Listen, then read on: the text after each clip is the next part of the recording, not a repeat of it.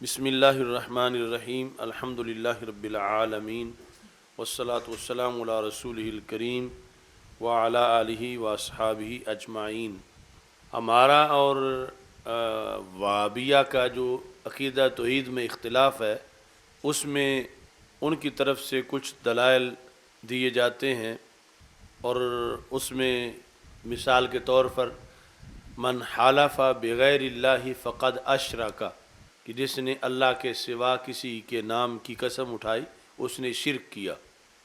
تو ہم نے اس پر جو شرک کے مسئلے پر جنگ لڑی ہے ان سے اور جنگ جیتی ہے، اس میں شرک کی تعریف کی بنیاد پر اور پھر آگے دلائل دینے پر الاشراک ہوا اثبات الشریک فی الالوہیت بمعنی وجوب الوجود اور بمعنی استحقاق العبادہ، کہ ویسے شرک نہیں ہوتا، شرک تب ہوتا ہے جب الوہیت میں اللہ کے ساتھ کسی کو شریک مانا جائے۔ الوہیت میں اللہ کے ساتھ کسی کو شریک مانا جائے۔ الوہیت دو چیزوں کا نام ہے، ایک ہے واجب الوجود ہونا اور دوسرا ہے مستحق عبادت ہونا۔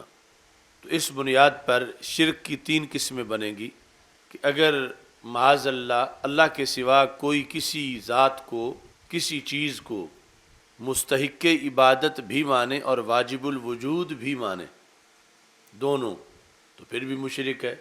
اگر اللہ تعالیٰ کے علاوہ کسی کو صرف واجب الوجود تو مانے مگر مستحق عبادت نہ مانے پھر بھی مشرک ہے، اور اگر واجب الوجود نہ مانے لیکن مستحق عبادت مانے تو پھر بھی مشرک ہے۔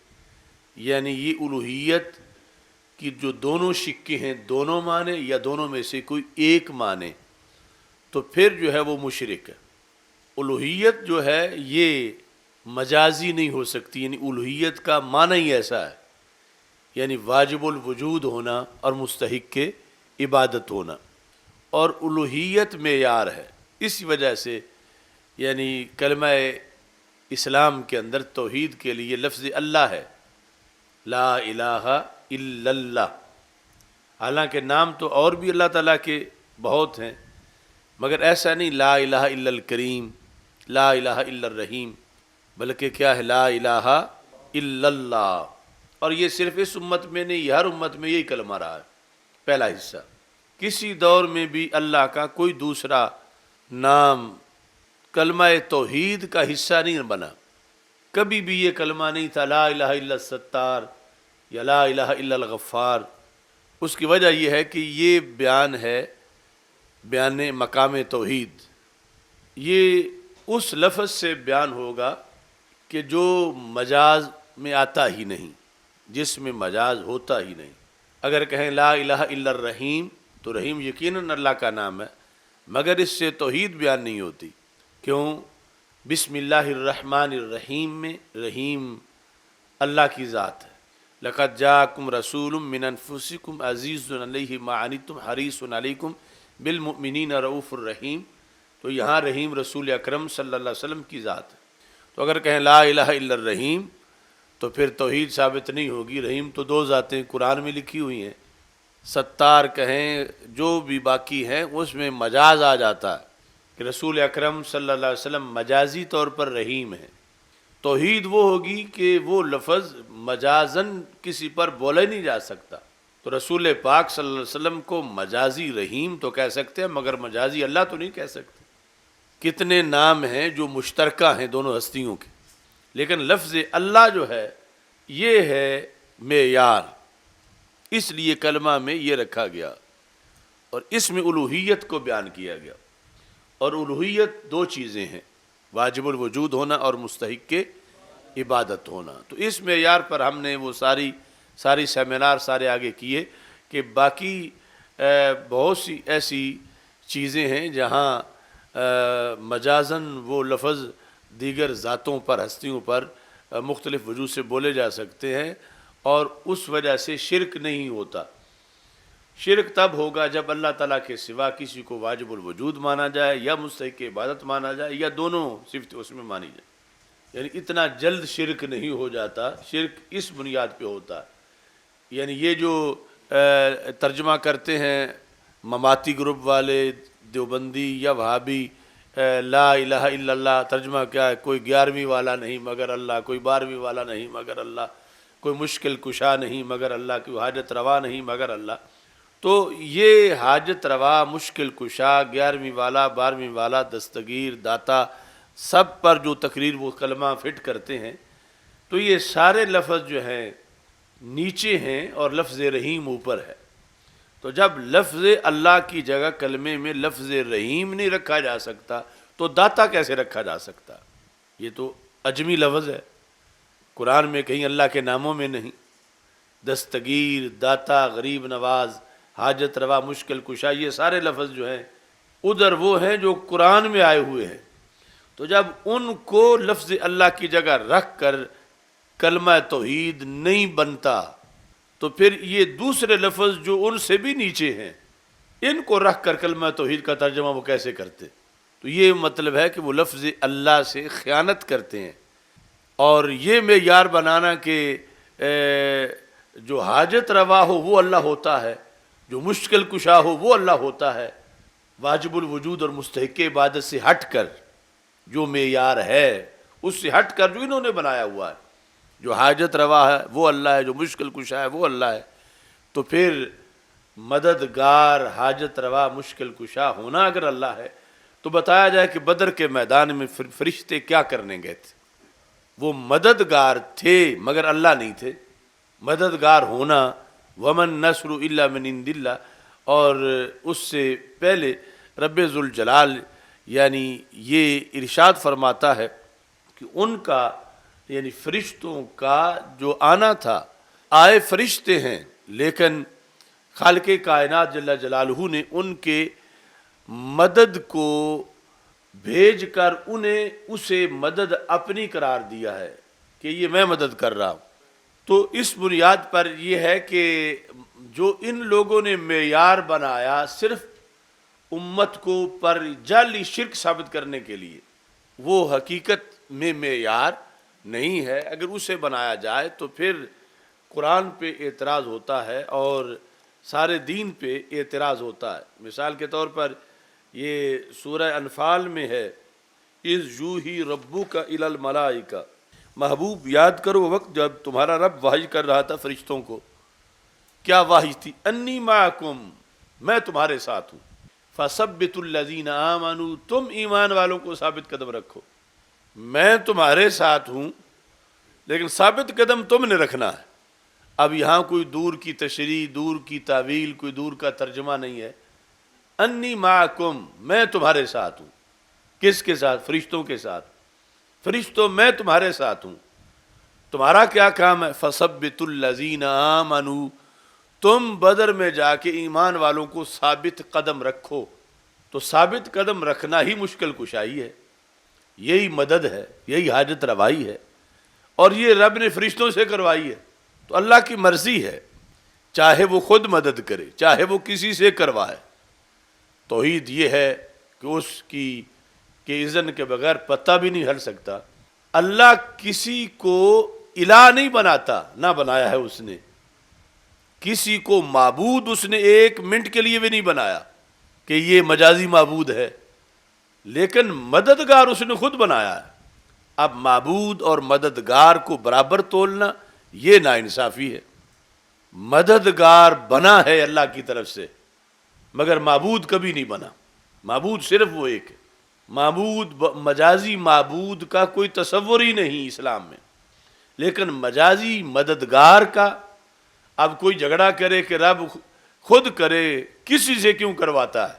یعنی جیسے یہاں کوئی کہے کہ اللہ فرشتوں سے کیوں کرواتا ہے، خود کرے، تو وہ فرماتا لا یسأل عما یفعل وہم یسألون، اس کی مرضی ہے، خود بھی کرتا ہے، اور چاہے تو غیر کو جو اس سے علیحدہ ایک وجود ہے، ہستی ہے، لیکن اس کے تابع ہے، اس کا برگزیدہ ہے، وہ اسے اپنی مدد کا مظہر بنائے تو اسے کوئی روک نہیں سکتا۔ جیسے یہاں اب فرشتوں کو اسی نے کہا کہ جاؤ مدد کرو۔ اب وہابی توحید کے مطابق تو یہاں توحید کا نقصان ہو گیا۔ جب ہم کہتے ہیں کہ ولی مدد کا مظہر ہیں، نبی مدد کا مظہر ہیں، تو وہ کہتے ہیں کہ ماذا یبقى للہ تعالی، پھر کچھ لوگ نبیوں کے مزارات پہ چلے جائیں گے، کچھ ولیوں کے مزارات پہ چلے جائیں گے، اللہ کے لیے پیچھے کون بچے گا؟ یہ ان کا فلسفہ ہے۔ تو یہاں پھر بلے بلے تو فرشتوں کی بن گئی، تو معاذ اللہ کیا اللہ نے خود توحید کا نقصان کر لیا۔ ان کے بیانیے کے مطابق خود کرتا تو پھر توحید کی بلے بلے ہوتی، اب غیروں سے کروائی ہے تو پھر اب فرشتوں کی بلے بلے ہو گئی۔ لیکن اللہ فرماتا وَمَن نَّصْرُ إِلَّا مِنْ عِنْدِ اللَّهِ، اگرچہ کی انہوں نے ہے مگر یہ مدد اللہ کی ہی ہے، تو اس سے توحید کا نقصان نہیں ہوا بلکہ توحید کی عظمت ظاہر ہوئی کہ جس رب کے فرشتے یعنی بندے عباد مکرمون جن کو قرآن میں کہا گیا کہ اللہ نہیں یہ بندے ہیں، تو جس اللہ کے بندے اتنے پاورفل ہیں اس اللہ کی اپنی طاقت کا عالم کیا ہوگا؟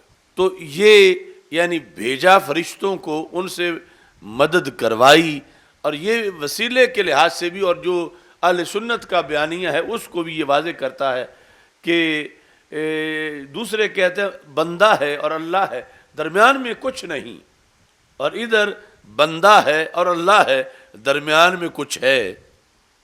وہ کچھ کیا ہے؟ انی معکم، فرشتوں میں تمہارے ساتھ ہوں۔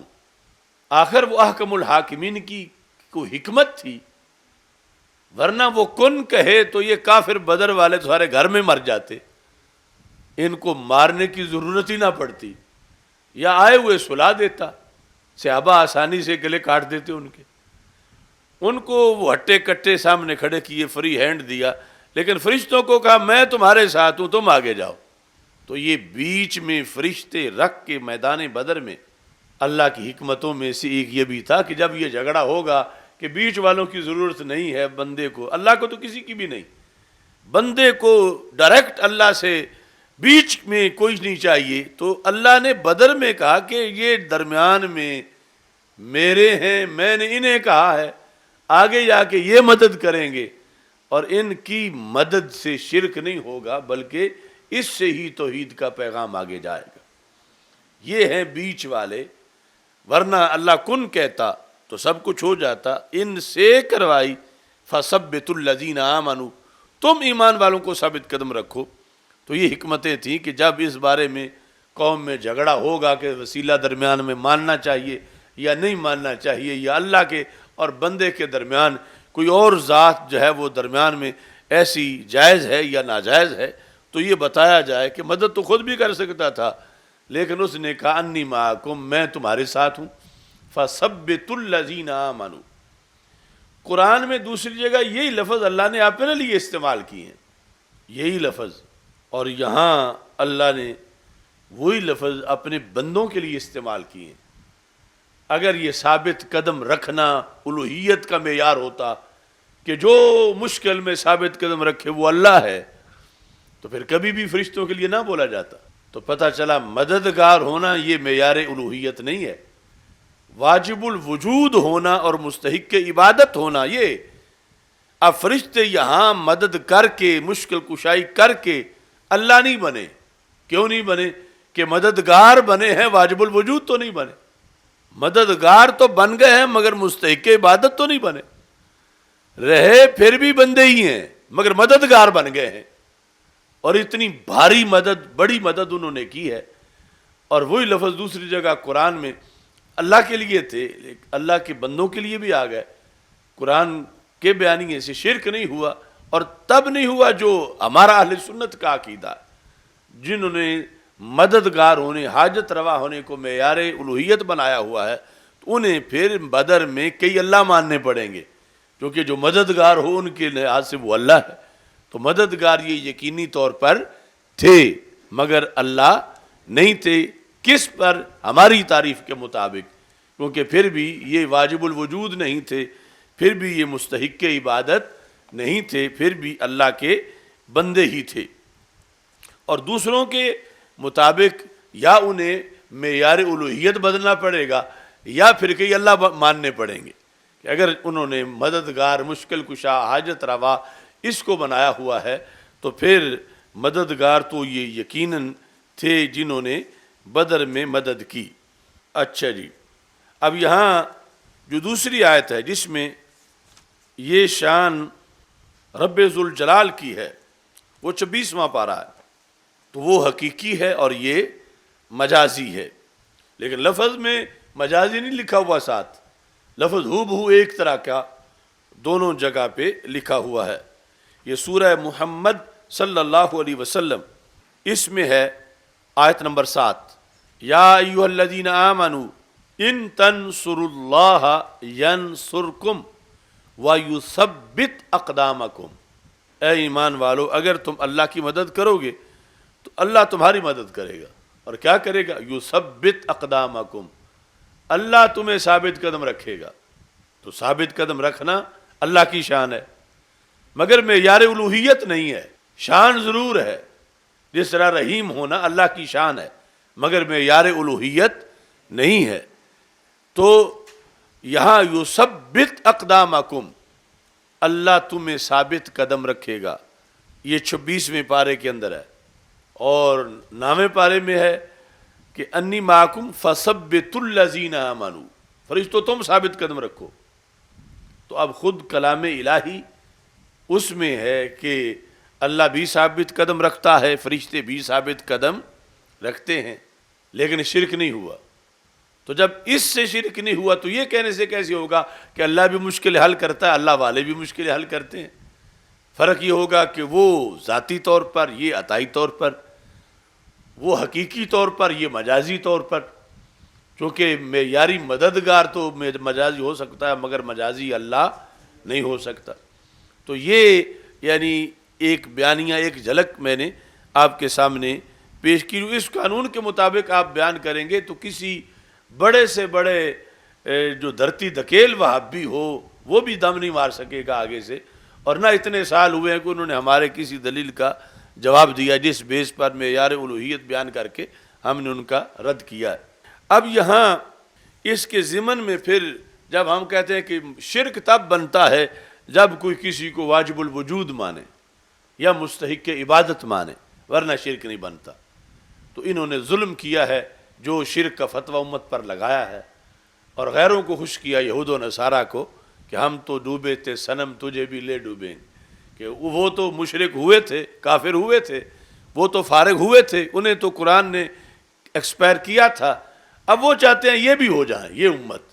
تو اس پوری امت کو انہوں نے شرک کا فتویٰ لگا کر ان کی خواہش کو پورا کیا۔ اب یہ اس پر وہ دلیل مثلا یہ دیتے ہیں کہ من حلف بغیر اللہ فقد اشرک، جس نے غیر اللہ کی قسم اٹھائی اس نے شرک کیا، یقیناً اس نے شرک کیا۔ تو ہمارے پورے بیانیہ کے مقابلے میں وہ کہ دیکھو اب اس نے کیا کوئی واجب الوجود مانا اللہ کے سوا، اس نے کیا کوئی مستحق عبادت مانا اللہ کے سوا، تو شرک تو اس نے بھی کیا، یعنی حدیث سے شرک ثابت ہو گیا۔ تمہارا جو معیار بیان کردہ ہے اس سے ہٹ کے تم کہتے ہو کہ الوہیت میں کوئی اللہ کا شریک مانے تو پھر شرک ہوتا ہے، ویسے نہیں ہوتا۔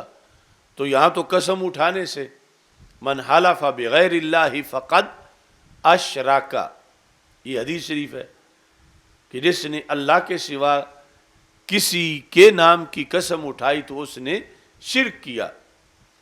تو یہ دیکھو کہ وہ کہتے ہیں کہ شرک تو اس طرح بھی پایا جاتا ہے۔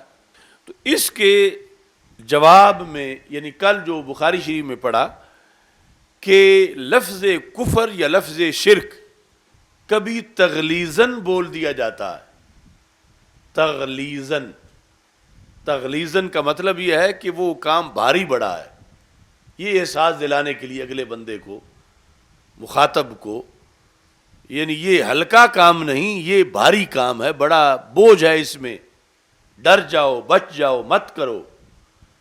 مگر اس کا یہ مطلب نہیں ہے کہ وہ واقعی وہ بندہ کافر ہو گیا، یا واقعی اس نے کفر کیا، یا واقعی وہ مشرک ہوا، یا اس نے شرک کیا، یہ مطلب نہیں ہے۔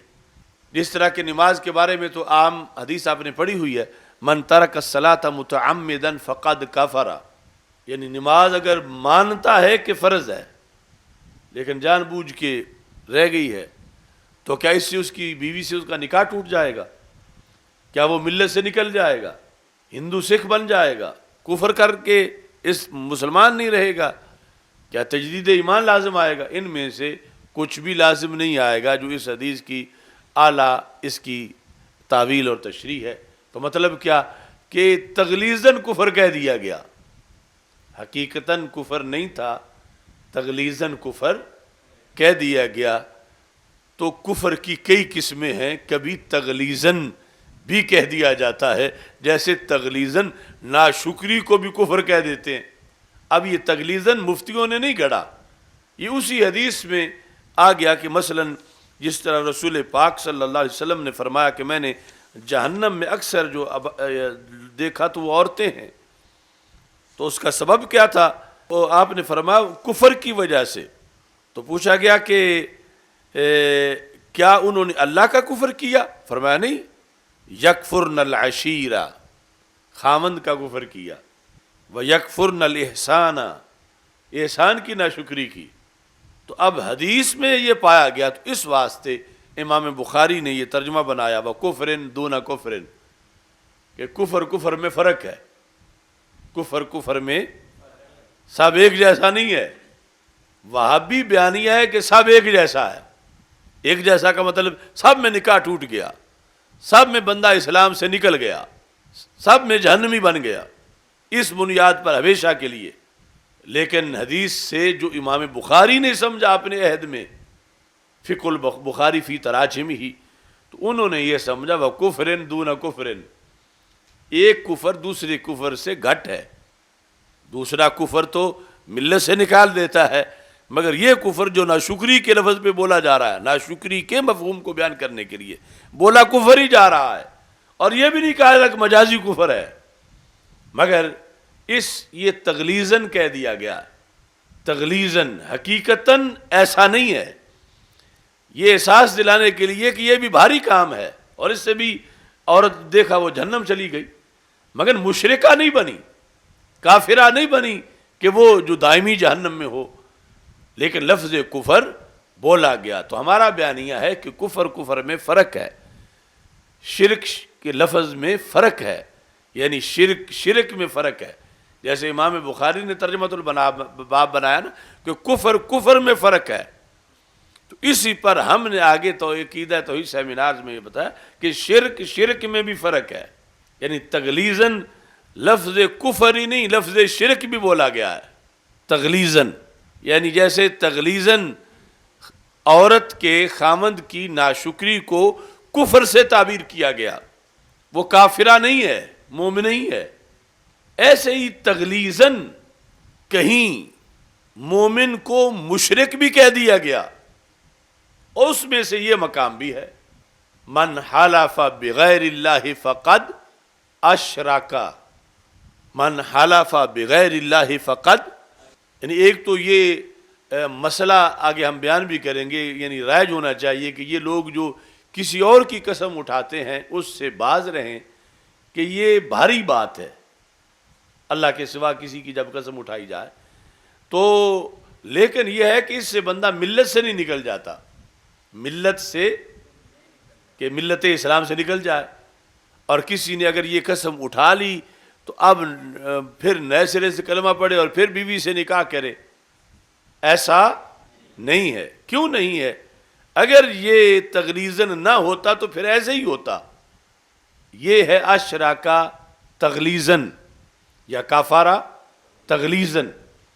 اچھا، اس پر جو ہے وہ اب آگے مزید بحث ہے، چونکہ ان کا ہمارا جھگڑا شرک پر ہے اور اس میں لفظ شرک ہے، تو آگے پھر انہوں نے اس سلسلے میں مزید جو مکتبہ والے ہیں کچھ، انہوں نے اپنا حصہ ڈالا وہابیت کو سپورٹ کرنے کے لیے، کیونکہ ترجمۃ الباب جو ہے اس سے پھر جو مصنف ہے، محدث روایت کرنے والا ہے، اس کا پھر نقطہ نظر جو ہے وہ ظاہر ہو جاتا ہے ترجمۃ الباب کی بنیاد پر۔ تو اس بنیاد پہ یہ حدیث ہے جامع ترمذی میں، جلد نمبر 1 صفحہ نمبر 280، یہ نیچے ہے حدثنا قتیبہ، یہ 2 لینے چھوڑ کے تو صرف لفظ باب ہے، اور آگے حدثنا قتیبہ ہے، حدثنا قتیبہ، اس میں ہے فقال ابن عمر لا تحلف بغیر اللہ فإنی سمعت رسول اللہ صلی اللہ علیہ وسلم یقول من حلف بغیر اللہ فقد کفر او اشرک، فقد کفر و اشرک۔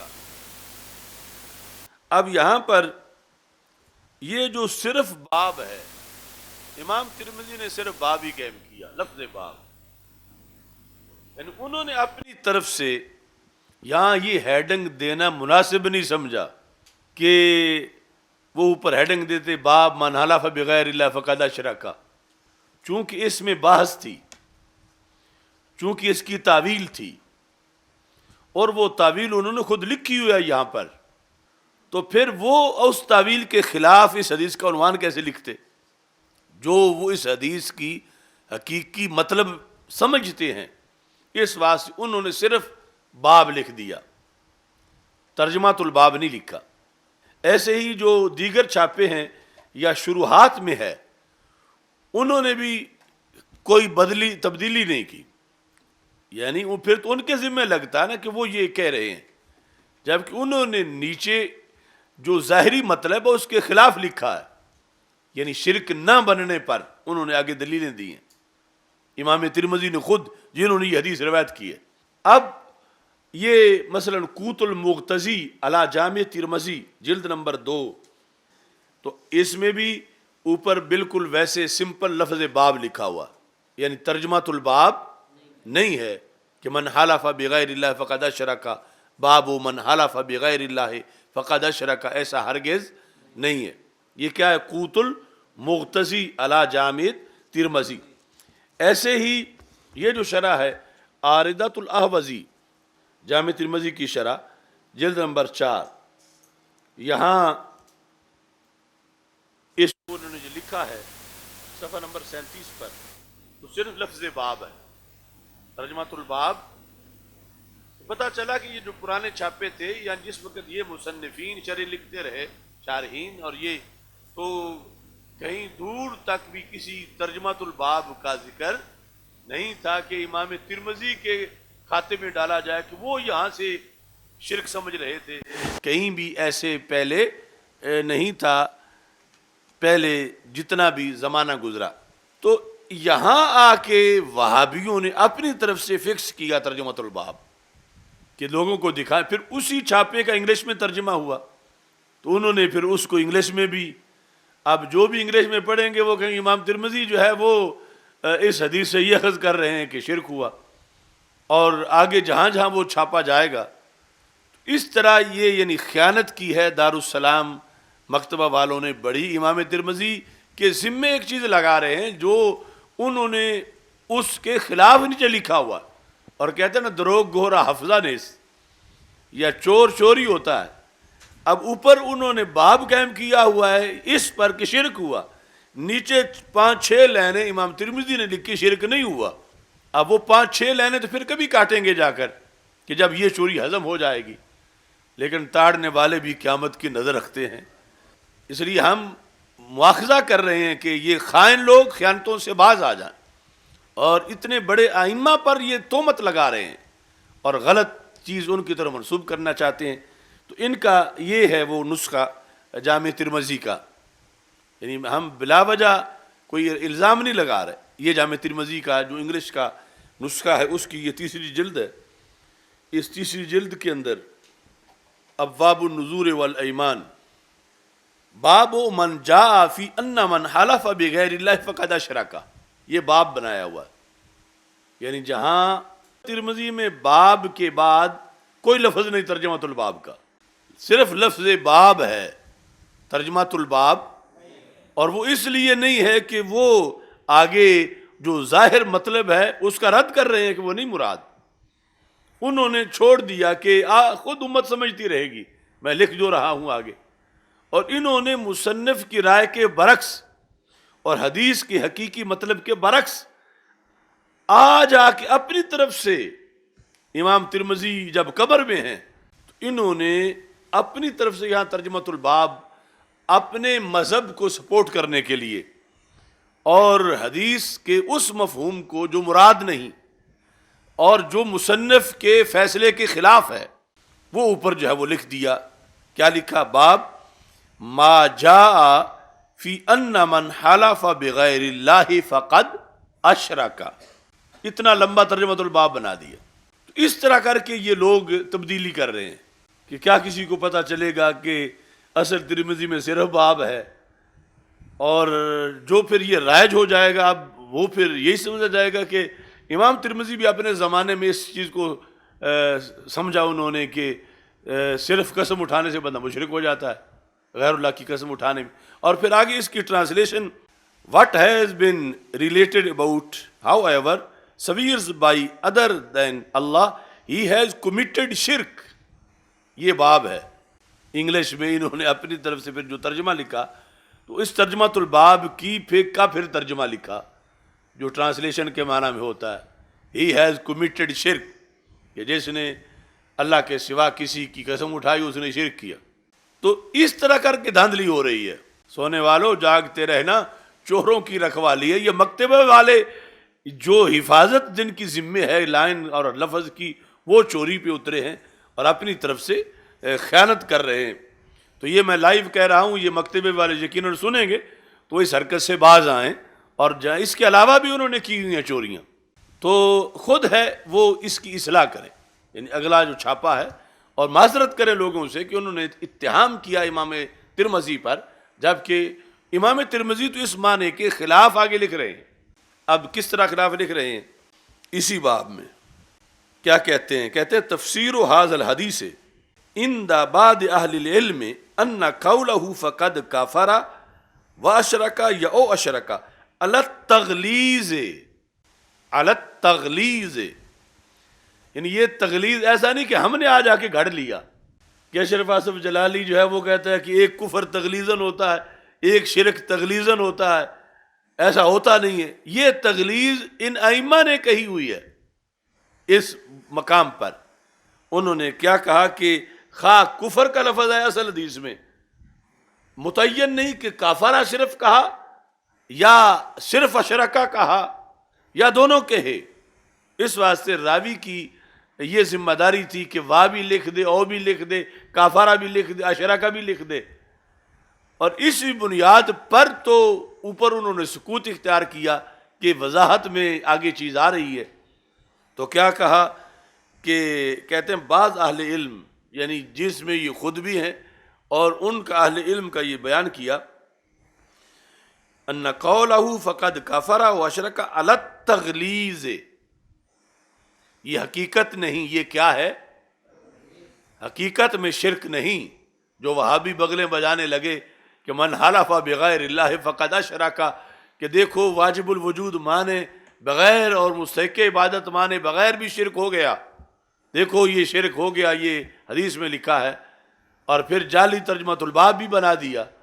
لیکن امام ترمذی نیچے سے بول رہے ہیں کہ یہ جو شرک تم بنا رہے وہ یہ نہیں ہوا. یہ کس بیس پر کہا جا رہا ہے؟ الت تغلیظ کا لغوی معنی ہوتا ہے کسی چیز کا موٹا، اس کو بنانا، موٹاپا، بھاری، کہ یہ بھاری کام ہے. لیکن یہ نہیں کہ بندہ دین سے نکل گیا، کافر ہوا اور اب وہ نئے سرے سے کلمہ پڑھے اور نئے سرے سے نکاح کرے، اور ایسا نہیں ہے. یہ کس بیس پہ کہا گیا ہے؟ الت. اب امام ترمذی نے تغلیظ کہہ کے بھی نہیں چھوڑا، آگے پھر تغلیظ کی دلیلیں دیں. یعنی جیسے آج ہم ان کو دلیل سمجھتے ہیں کہ انہوں نے یہ کہہ دیا حدیث میں، آخر وہ بھی محتاج ہیں کہ جو میں کہہ رہا ہوں میں اپنے پاس سے نہیں کہہ رہا، میں بھی حدیثیں دیکھ کے کہہ رہا ہوں، دیگر احادیث دیکھ کے میں یہ فیصلہ سنا رہا ہوں. ذاتی طور پر تو میں بھی کچھ نہیں کہہ سکتا. دیگر احادیث بتاتی ہیں کہ یہ تغلیظاً کہا گیا ہے، جس کو وہابی حقیقتاً بنا رہے ہیں اور جس کا ترجمۃ الباب بدل رہے ہیں، وہ اس کے خلاف پھر آگے دلیلیں دے رہے ہیں کہ یہ حقیقتاً یہاں شرک نہیں ہے، تغلیظاً ہے. اس سے بندے کا نکاح نہیں ٹوٹتا، اس سے بندہ دائرہ اسلام سے خارج نہیں ہوتا. اب اس پر دلیل دیکھو. کہتے ہیں کہ عن ابن عمر ان النبی صلی اللہ علیہ وسلم سامع عمر یقول و ابی کہ رسول اکرم صلی اللہ علیہ وسلم نے حضرت عمر رضی اللہ تعالی عنہ کو سنا کہ وہ ابی کہہ رہے تھے. واو قسمیہ ہے کہ قسم ہے مجھے میرے باپ کی، قسم ہے مجھے میرے باپ کی. حضرت عمر رضی اللہ تعالیٰ عنہ یہ کہہ رہے تھے تو رسول اکرم صلی اللہ علیہ وسلم نے فرمایا الا ان اللہ ینہاکم ان تحلفوا بآبائکم، کہ اللہ نے تمہیں منع کیا ہے کہ اپنے آبا کے نام کی قسمیں اٹھاؤ. اللہ نے تمہیں منع کیا ہے، اللہ نے تمہیں منع کیا ہے کہ اپنے آبا کی قسمیں اٹھاؤ. تو ان کی دلیل یہ ہے کہ سرکار نے یہ نہیں فرمایا کہ نئے سرے سے کلمہ پڑھو یا نکاح بھی پھر کرو. منع تو کر دیا ہے مگر یہ نہیں کہا کہ تم تو مشرک ہو گئے ہو، کہ عمر تم مشرک ہو گئے ہو معاذ اللہ. منع بتایا ہے لیکن شرک کا فتویٰ تجدید ایمان کا نہیں کہا، تجدید نکاح کا نہیں کہا. اور ساتھ ہی حضرت ابو ہریرہ رضی اللہ تعالیٰ عنہ سے مروی ہے کہ رسول پاک صلی اللہ علیہ وسلم نے فرمایا من قال فی حلفہ، ایک تو ہے نا کہ کسی مقدس ہستی کے نام کی قسم اٹھا دینا، یعنی اللہ کے سوا وہ بھی جائز نہیں. ایک وجہ پر آگے ہم بیان کریں گے. اگر کوئی لات عزا کی قسم اٹھا دے معاذ اللہ، حدیث اگلی جو ہے بطور دلیل جو پیش کر رہے ہیں کہ رسول پاک صلی اللہ علیہ وسلم نے فرمایا کہ من قال فی حلفہ واللات والعزا، جس نے اپنے حلف میں واللات والعزا تک کہہ دیا، عادت تھی اس کی، نیا نیا مسلمان ہوا تھا، ان کی تعظیم کے لیے نہیں، اس عادت کی بیس پہ اس نے واللات والعزا کہہ دیا، تو سرکار دو عالم صلی اللہ علیہ وسلم نے یہ نہیں فرمایا فقد اشرکا، یہ نہیں فرمایا کہ اس کا نکاح ٹوٹا. یہ جو کچھ اس نے کہا اس کا کیا مواخذہ اس پر کیا وہ کرے. سرکار نے فرمایا وہ صرف لا الہ الا اللہ پڑھ دے، فَلْيَقُلْ لَا إِلَٰهَ إِلَّا اللَّهُ، یعنی مراد پورا کلمہ ہے. اب یہ ورد ہی اس کا بدل ہے.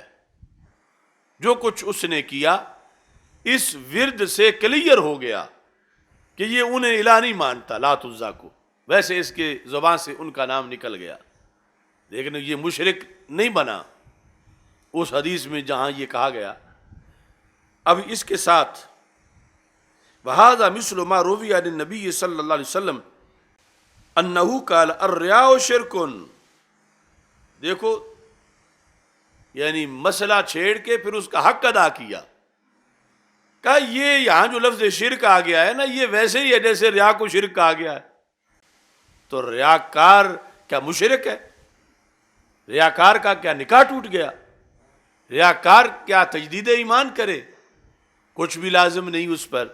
ہاں ریا سے بچے، بڑی بیماری ہے، یا ثواب گھٹتا ہے یا مٹتا ہے یا پھر الٹا وہ عمل عذاب بن جاتا ہے.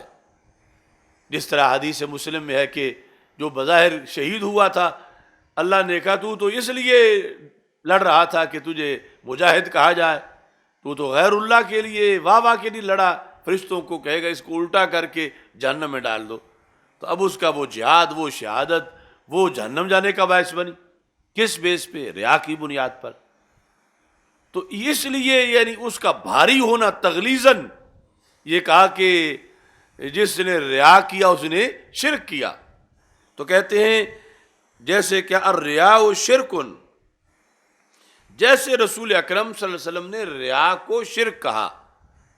اور دوسری حدیثوں میں مطلب یہ ہے شرک اصغر اس کو کہتے ہیں، ریا کو شرک اصغر کہتے ہیں.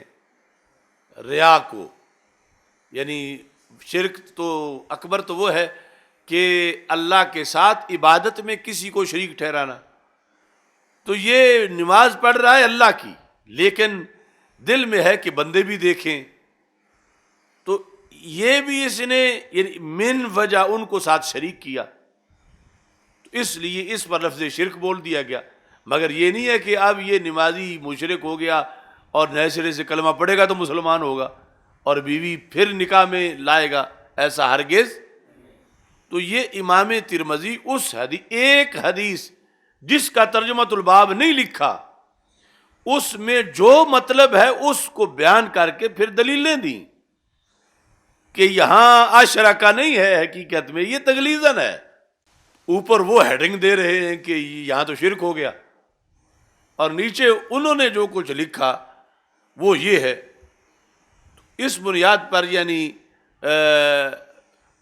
جو چوری کر رہا ہوتا ہے یا جھوٹ بول رہا ہوتا ہے وہ سہما ہوا ہوتا ہے، پتہ ہلیا تے چور چلیا، یعنی اس کے لیے جو ہے وہ، اب اس کو نیچے بدبختوں نے دیکھا ہی نہیں کہ نیچے وہ خود کیا لکھ رہے ہیں۔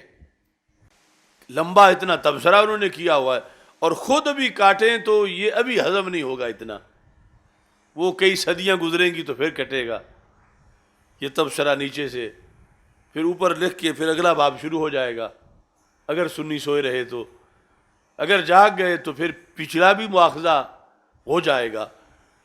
تو یہ اب دیکھو، یعنی جو ہم جنگ لڑ رہے ہیں توحید کی، اس میں ہمارے مقابلے میں جو وہ دلیل لائے، اس دلیل کے اندر حقیقت میں تو ہماری دلیل ہے، یعنی اس کتاب میں تو اب یہ ساری دلیلیں امام ترمذی نے جو انجینئرڈ شرک ہے، جعلی فتویٰ، اس کے خلاف اس وقت دیں، جو انہوں نے امت کو مشرک قرار دیا، تو انہوں نے کہا یہاں مشرک نہیں بنتا، یہ تغلیظاً کہا گیا ہے، یہ پھر بھی مسلمان ہیں اگر کسی نے ایسا کر دیا، اور انہوں نے اس کے ذریعے پھر اپنا گھڑا ہوا فتویٰ اس کو مضبوط کرنے کی کوشش کی۔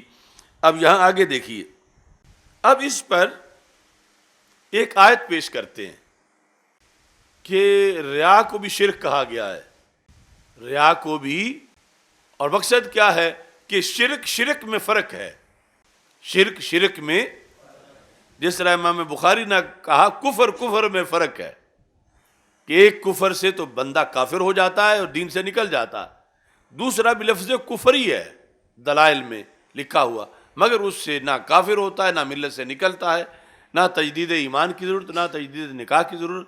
ایسے ہی ایک لفظ شرک، و شرکن باب و شرکن دون شرکن، کہ ایک شرک دوسرے شرک سے نیچے ہے، وہ دوسرا جو ہے وہ تو شرک اکبر ہے اور یہ اصغر ہے، اور اس سے بندہ مشرک نہیں بنتا، اگرچہ قرآن و سنت میں اس کے بارے میں لفظ شرک ہی آیا ہوا ہے، مگر اس سے مشرک بھی نہیں بنتا، نہ نکاح ٹوٹتا ہے اور نہ ہی تجدید ایمان ہے۔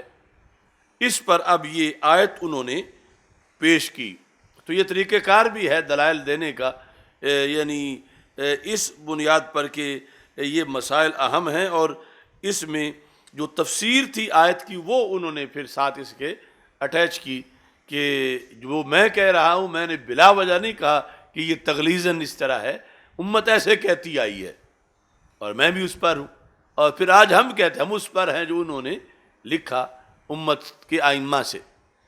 اب یہ آیت قرآن مجید کی، من کان یرجو لقاء ربہ فلیعمل عملا صالحا، یہ سورہ کہف آیت نمبر 110، فمن کان یرجو لقاء ربہ فلیعمل عملا صالحا ولا یشرک بعبادت ربہ احدا، ولا اپنے رب کی عبادت کے ساتھ کسی کو شریک نہ کرے، کسی کو شریک، اپنے رب کی عبادت میں کسی کو شریک کر کے شرک نہ کرے، لا یشرک، یہ لفظ اس کی کیا تفسیر ہے؟ کس چیز سے روک کے اس کو اس آیت پہ عمل کروایا جائے گا؟ اور یہ بھی بڑی باریک بات ہے، وہابیوں کی اصطلاح ہے کلمہ گو مشرک، کہتے ہیں ایک تو وہ ابو جہل کٹولہ وہ مشرک تھے، ایک آج کے کلمہ گو بھی مشرک ہیں، کہ وہ یا رسول اللہ صلی اللہ علیہ وسلم کہتے ہیں، یہ کرتے ہیں وہ کرتے ہیں، پھر اس ذریعے سے تو اس پر لفظ پر انہوں نے کتابیں بھی کئی بدبختوں نے لکھی ہوئی ہیں۔ یہ ادھر مبشر ربانی تھا بدبخت ایک لاہور میں، یہ وہابیہ کا، اس نے کلمہ گو مشرک، اس پر کتاب پر پھر پابندی لگی. اس کا ٹائٹل ہی تھا کلمہ گو مشرک. مطلب کیا ہے؟ مسلمان بھی ہیں مشرک بھی ہیں بیک وقت مسلمان بھی ہیں مشرک بھی ہیں. اس پر ہم نے اس زمانے میں مواخذہ کیا تھا کہ ایمان تجزی کو قبول نہیں کرتا. اگر مسلمان ہے تو مشرک نہیں، اگر مشرک ہے تو مسلمان نہیں. 50-50 نہیں ہو سکتا. اگر 100 میں سے 1% بھی کفر و شرک آیا، ایمان گیا. ان کا بیانیہ ہے کہ یہ ساری امت، یعنی اصل جو مشرک ہیں ان سے تو ان کی جنگ نہیں. اصل مشرک ان کو تو سعودی عرب میں اور دبئی میں اور ہر جگہ انہوں نے مندر بنا دیے ہیں کہ جی بھر کے کرو. اور دنیا کے سب سے بڑے مندر اور ان میں سب سے بڑے بندر، اس سے ان کو الرجی نہیں ہے. اور یہ خبر دی تھی رسول پاک صلی اللہ علیہ وسلم نے. تیری نظر خارزار شب میں گلاب تحریر کر چکی تھی، اجاڑ نیندوں کے خواب میں انقلاب تحریر کر چکی تھی. میرے ذہن کے فلک پر جو سوال چمکے تو میں نے دیکھا تیرے زمانے کی خاک ان کے جواب تحریر کر چکی تھی. تو اس میں یہ ہے حدیث میں یقتلون اہل الاسلام ویدعون اہل الاوثان یا اصنام، کہ ایسی قوم آئے گی مسلمانوں کو تو قتل کریں گے مگر بت پرستوں کو کچھ نہیں کہیں گے، اہل اوثان کو. اور وہ یہی طبقہ ہے کہ مسلمانوں پر تو پابندیاں ہیں، یہ نہ کہو وہ نہ کہو، اور ان کے لیے خود بنا کے پیش کر رہے ہیں. اب وہ یہ آیت پیش کرتے ہیں اپنے بیانیہ پر کہ ایسا ہو سکتا ہے کہ مومن بھی ہو اور ساتھ ہی مشرک بھی ہو. کیسے؟ فَلْيَعْمَلْ عَمَلًا صَالِحًا، نیک کام کرے، وَلَا يُشْرِكْ بِعِبَادَةِ رَبِّهِ أَحَدًا. تو ساتھ وہ شرک بھی کر رہا تھا تو اس کو روکا جائے کہ شرک نہ کرے. تو اس طرح یعنی عمل صالح اور شرک دونوں اکٹھے ہو سکتے ہیں. عمل صالح تب ہے جب مومن ہے، اس کی بات ہو رہی ہے، یعنی یہاں بت پرستوں کو نہیں بولا جا رہا. فمن کان یرجو لقاء ربہ، کافر تو لقاء ربہ کی یرجو ہوتا ہی نہیں ہے. سمجھ آ رہی ہے نا؟ فمن کان یرجو لقاء ربہ فلیعمل عملا صالحا. جو مومن ہے ایک تو وہ نیک کام کرے، دوسرا ولا یشرک بعبادت ربہ احدا، اپنے رب کی عبادت میں کسی کو شریک نہ ٹھہرائے. تو یہ ان کا بھی، دیکھو کلمہ گو بھی ہے اور ساتھ شرک مکس کر رہا تھا تو اس کو روکا گیا کہ کلمہ گو رہو، صرف شرک مکس نہ کرو ساتھ اس کے. اب اس کو انہوں نے، یعنی یہ ہے ایک غلط بیس پر پھر آگے مزید غلط کرنا جو آج یہ کر رہے ہیں. امام ترمذی نے تو اس آیت کو اس چیز کی دلیل بنایا کہ حدیث میں جو فقد اشرکا ہے وہ حقیقتاً نہیں، تغلیظاً ہے. تو تغلیظاً کیوں ہے؟ کہ آیت میں رب ذوالجلال نے حکم دیا ہے کہ ریا سے بچنے کا، اور ریا سے بچنے کو شرک سے تعبیر کیا ہے، شرک سے بچنے کے ساتھ. یعنی لا یشرک کا مطلب ہے لا یرائی. نماز پڑھے ساتھ ریا نہ کرے، نماز تو پڑھے مگر ساتھ ریا. اب یہ تو اکٹھا ہو جائے گا ایمان کے ساتھ، کلمہ گو ریاکار ہو، مگر یہ نہیں ہو سکتا کہ کلمہ گو ہو اور مشرک بھی ہو. کلمہ گو یعنی پورا دین کا کلمہ پڑھے ہوئے ایک بندہ جو ہے وہ 15ویں صدی میں مسجد میں نماز پڑھ رہا ہے، اور نماز پڑھنے کے ساتھ ساتھ کہا جائے کہ یہ مسلمان ہے، کلمہ گو ہے، لیکن یہ مشرک بھی ہے کیونکہ ابھی اذان سے پہلے اس نے درود شریف میں یا رسول اللہ صلی اللہ علیہ وسلم پڑھا تھا. تو وہابی بیانیہ یہ ہے. اور امام ترمذی اس آیت سے کیا سمجھتے ہیں؟ پہلوں کے ذریعے سے کہ یہاں شرک کا لفظ بولا گیا ہے ریاکاری پر، یہاں شرک اکبر نہیں ہے. مومن ہو اور شرک اکبر کرے تو پھر مومن نہیں ہے، اگر مومن ہے تو شرک اکبر نہیں ہے. مومن بھی ہو اور ساتھ یہ بھی ہے کہ لا یشرک، اب عمل کے درمیان شرک نہ کرے تو مطلب کیا؟ ریا نہ کرے. تو یہاں ریا کو شرک سے تعبیر کیا گیا. ولا یشرک کا معنی کیا؟ لا یرائی. تو اب وہابیہ کا بیانیہ ختم ہوا. انہوں نے جو گھڑا تھا اس کے مقابلے میں امت کا بیانیہ آ رہا ہے، اور وہ یہاں شرک سے مراد شرک اکبر نہیں لیتے بلکہ شرک اصغر لیتے ہیں، اور اکبر اور اصغر میں بڑا فرق ہے زمین و آسمان کا۔ اور لا یشرک کا معنی کیا ہے؟ لا یرائی۔ اب یہاں دیکھو کیا لکھتے ہیں، کہتے ہیں کہ فَقَدْ فَسَّرَ بَعْضُ أَهْلِ الْعِلْمِ هَذِهِ الْآيَةَ مَنْ كَانَ يَرْجُو، اصل میں فَمَنْ كَانَ يَرْجُو لِقَاءَ رَبِّهِ فَلْيَعْمَلْ عَمَلًا صَالِحًا الْآيَةَ، یعنی وَلَا يُشْرِكْ بِعِبَادَةِ رَبِّهِ أَحَدًا۔ اس کی تفسیر کیا کی ہے؟ قَالَ لَا يُرَائی، لا یرائی، یہی ہے ساری ملائی اس پر، یعنی لا یرائی کہہ کے انہوں نے نجد کو دھکا اس وقت دیا۔ لا کہ لا یشرک یہ لا یرائی ہے، یہ شرک اکبر نہیں، شرک اصغر ہے۔ تو کلمہ گو ریاکار تو ہو سکتا ہے اور اسے نہیں ہونا چاہیے کہ ہو، مگر کلمہ گو مشرک نہیں ہو سکتا، کیونکہ کلمہ گو یعنی جو پورا کلمہ اس نے پڑھا ہے دین کا، تو اس کے بعد وہ اگر شرک کرے گا تو پھر ٹوٹلی مشرک ہے، اور اگر مومن ہے تو ٹوٹلی مومن ہے۔ یہ ہاف ہاف یا اس طرح نہیں ہو سکتا۔ تو اس بنیاد پر یہ اصطلاح ہے ہی نہیں کلمہ گو مشرک، جو انہوں نے آج گھڑی ہمارے خلاف۔ ہاں جو ان کے خلاف ہے وہ شروع اسلام سے آ رہی ہے، وہ کیا ہے؟ کلمہ گو منافق، کلمہ گو، کلمہ گو، کلمہ گو۔ اب بات کریں ہمارے ساتھ، ہمارے لیے انہوں نے نئی سیٹ بنانے کی کوشش کر رہے ہیں جو 14 صدیوں میں لفظ ہی نہیں ہے، اور یہ جہاں پھنسے ہوئے ہیں وہ تو شروع اسلام سے لفظ ہے۔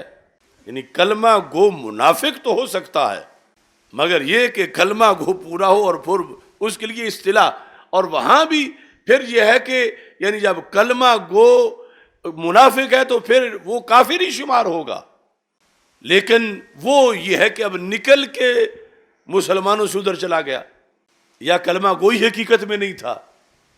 بہرحال اصطلاح وہ آ رہی ہے، مگر کلمہ گو مشرک کی کوئی اصطلاح وہ انہوں نے نجدیوں نے گھڑی ہے، وہابیوں نے سعودی عرب میں، اور پھر انہوں نے یہاں بھیجی ہے، اور آگے ہم نے اللہ کے فضل سے اس اصطلاح کا گلا دبا دیا ہے کہ کلمہ گو منافق کی ہے، اور وہ دیکھو کس پر سچی آ رہی ہے۔ ہمارے لیے تو میں نے ڈھونڈ لیا جو یہ تو ہم پہ سچی نہیں آتی۔ فَلْيَعْمَلْ عَمَلًا صَالِحًا۔ اب یہ جو بات آ گئی ہے کلمہ گو والی، اس میں جو ان کی مزید ایک بڑی دلیل ہے، جو یہ سعودی عرب سے جتنا لٹریچر چھپتا ہے توحید کے مسئلے پر، ہر جگہ وہ آیت لکھتے ہیں بطور خاص، اور اس کی وجہ سے پھر مسلمانوں کو گمراہ کرنے کی کوشش کرتے ہیں۔ تو اس کا بھی میں ضمناً جواب دے دوں۔ یہ سورہ یوسف جو ہے جہاں ختم ہو رہی ہے، آیت نمبر سورہ یوسف کی 106 آیت ہے، وَمَا يُؤْمِنُ أَكْثَرُهُمْ بِاللَّهِ إِلَّا وَهُمْ مُشْرِكُونَ۔ شاید اس کو پڑھ کے کسی نجدی نے حملہ بھی تم پہ کیا ہو۔ یہ ان کا بہت بڑا ہتھیار ہے کلمہ گو مشرک ثابت کرنے کا، اور پھر یہ کہ یہ سارے بریلوی سنی یہ معاذ اللہ ایسے ہیں جس طرح قرآن مجید میں کہا گیا ہے، وَمَا يُؤْمِنُ أَكْثَرُهُمْ بِاللَّهِ إِلَّا وَهُمْ مُشْرِكُونَ۔ نہیں ایمان لاتے ان میں سے اکثر اللہ پر، مگر اس حالت میں کہ ایمان کے ساتھ ہی مشرک بھی ہوتے ہیں۔ الا وہم مشرکون، یہ قید ہے ان کے ایمان کے ساتھ کہ ایمان اس حالت میں کہ وہ مشرک ہیں۔ وما یؤمن اکثرهم باللہ الا وہم مشرکون۔ تو اس میں لفظ ایمان جو ہے اس پر بحث ہے، یہ پورے سال کا سبق ہے بلکہ پوری زندگی کا، کہ لفظ ایمان پر بحث کر کے ہم ان کو الٹا کرتے ہیں۔ ایک ہے ایمان لغوی اور دوسرا ہے ایمان اصطلاحی۔ ایمان اصطلاحی جو ہے اس میں ایمان مجمل ہے، مفصل ہے، یعنی سارے جو معتقدات ہیں ایمان اصطلاحی، اس کے نتیجے میں بندہ مسلمان ہوتا ہے۔ ایک ہے لغوی، مطلقاً کسی چیز کو مان جانا، اگرچہ اس کے مان جانے کے بعد ابھی اصطلاحی مسلمان نہیں ہوا، اصطلاحی ایمان نہیں آیا، لیکن لغوی طور پر آ گیا ہے کہ جتنی چیزوں پر ایمان لانا ہے ان میں سے کسی ایک چیز کو، دو کو، تین کو کسی طرح سے کسی نے مانا ہوا ہے کچھ وقت کے لیے، تو لغوی ایمان کا لفظ وہاں پر بولا جائے گا، مگر اصطلاحی ایمان کا لفظ وہاں پر نہیں بولا جائے گا۔ اور ہمارا جو یہ جھگڑا چل رہا ہے یہ لغوی پہ نہیں چل رہا، اصطلاحی پہ چل رہا ہے کہ جو اصطلاحی مومن ہے وہاں شرک اکٹھا نہیں ہو سکتا۔ جو قانون شریعت کے مطابق مومن جس کو کہا جائے گا کہ یہ بندہ مسلمان ہو گیا ہے، یہ مومن ہو گیا ہے، اس کے بعد اگر اس نے معاذ اللہ شرک کیا تو ٹوٹلی مشرک ہے۔ یہ نہیں ہوگا کہ کلمہ گو بھی برقرار رہے، مومن بھی برقرار رہے اور ساتھ مشرک بھی اس کو کہا جائے۔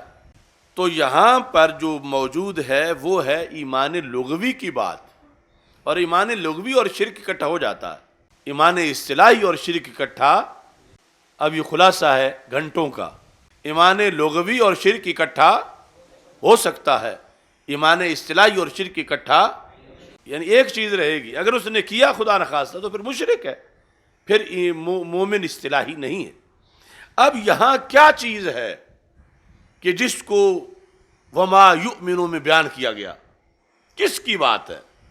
یہ بات امام احمد رضا بریلوی یا داتا صاحب یا مجدد الفیسانی یا آج کے مسلمان کی نہیں ہو رہی کہ جن پر یہ آیت چسپاں کر رہے ہیں خوارج الدہر۔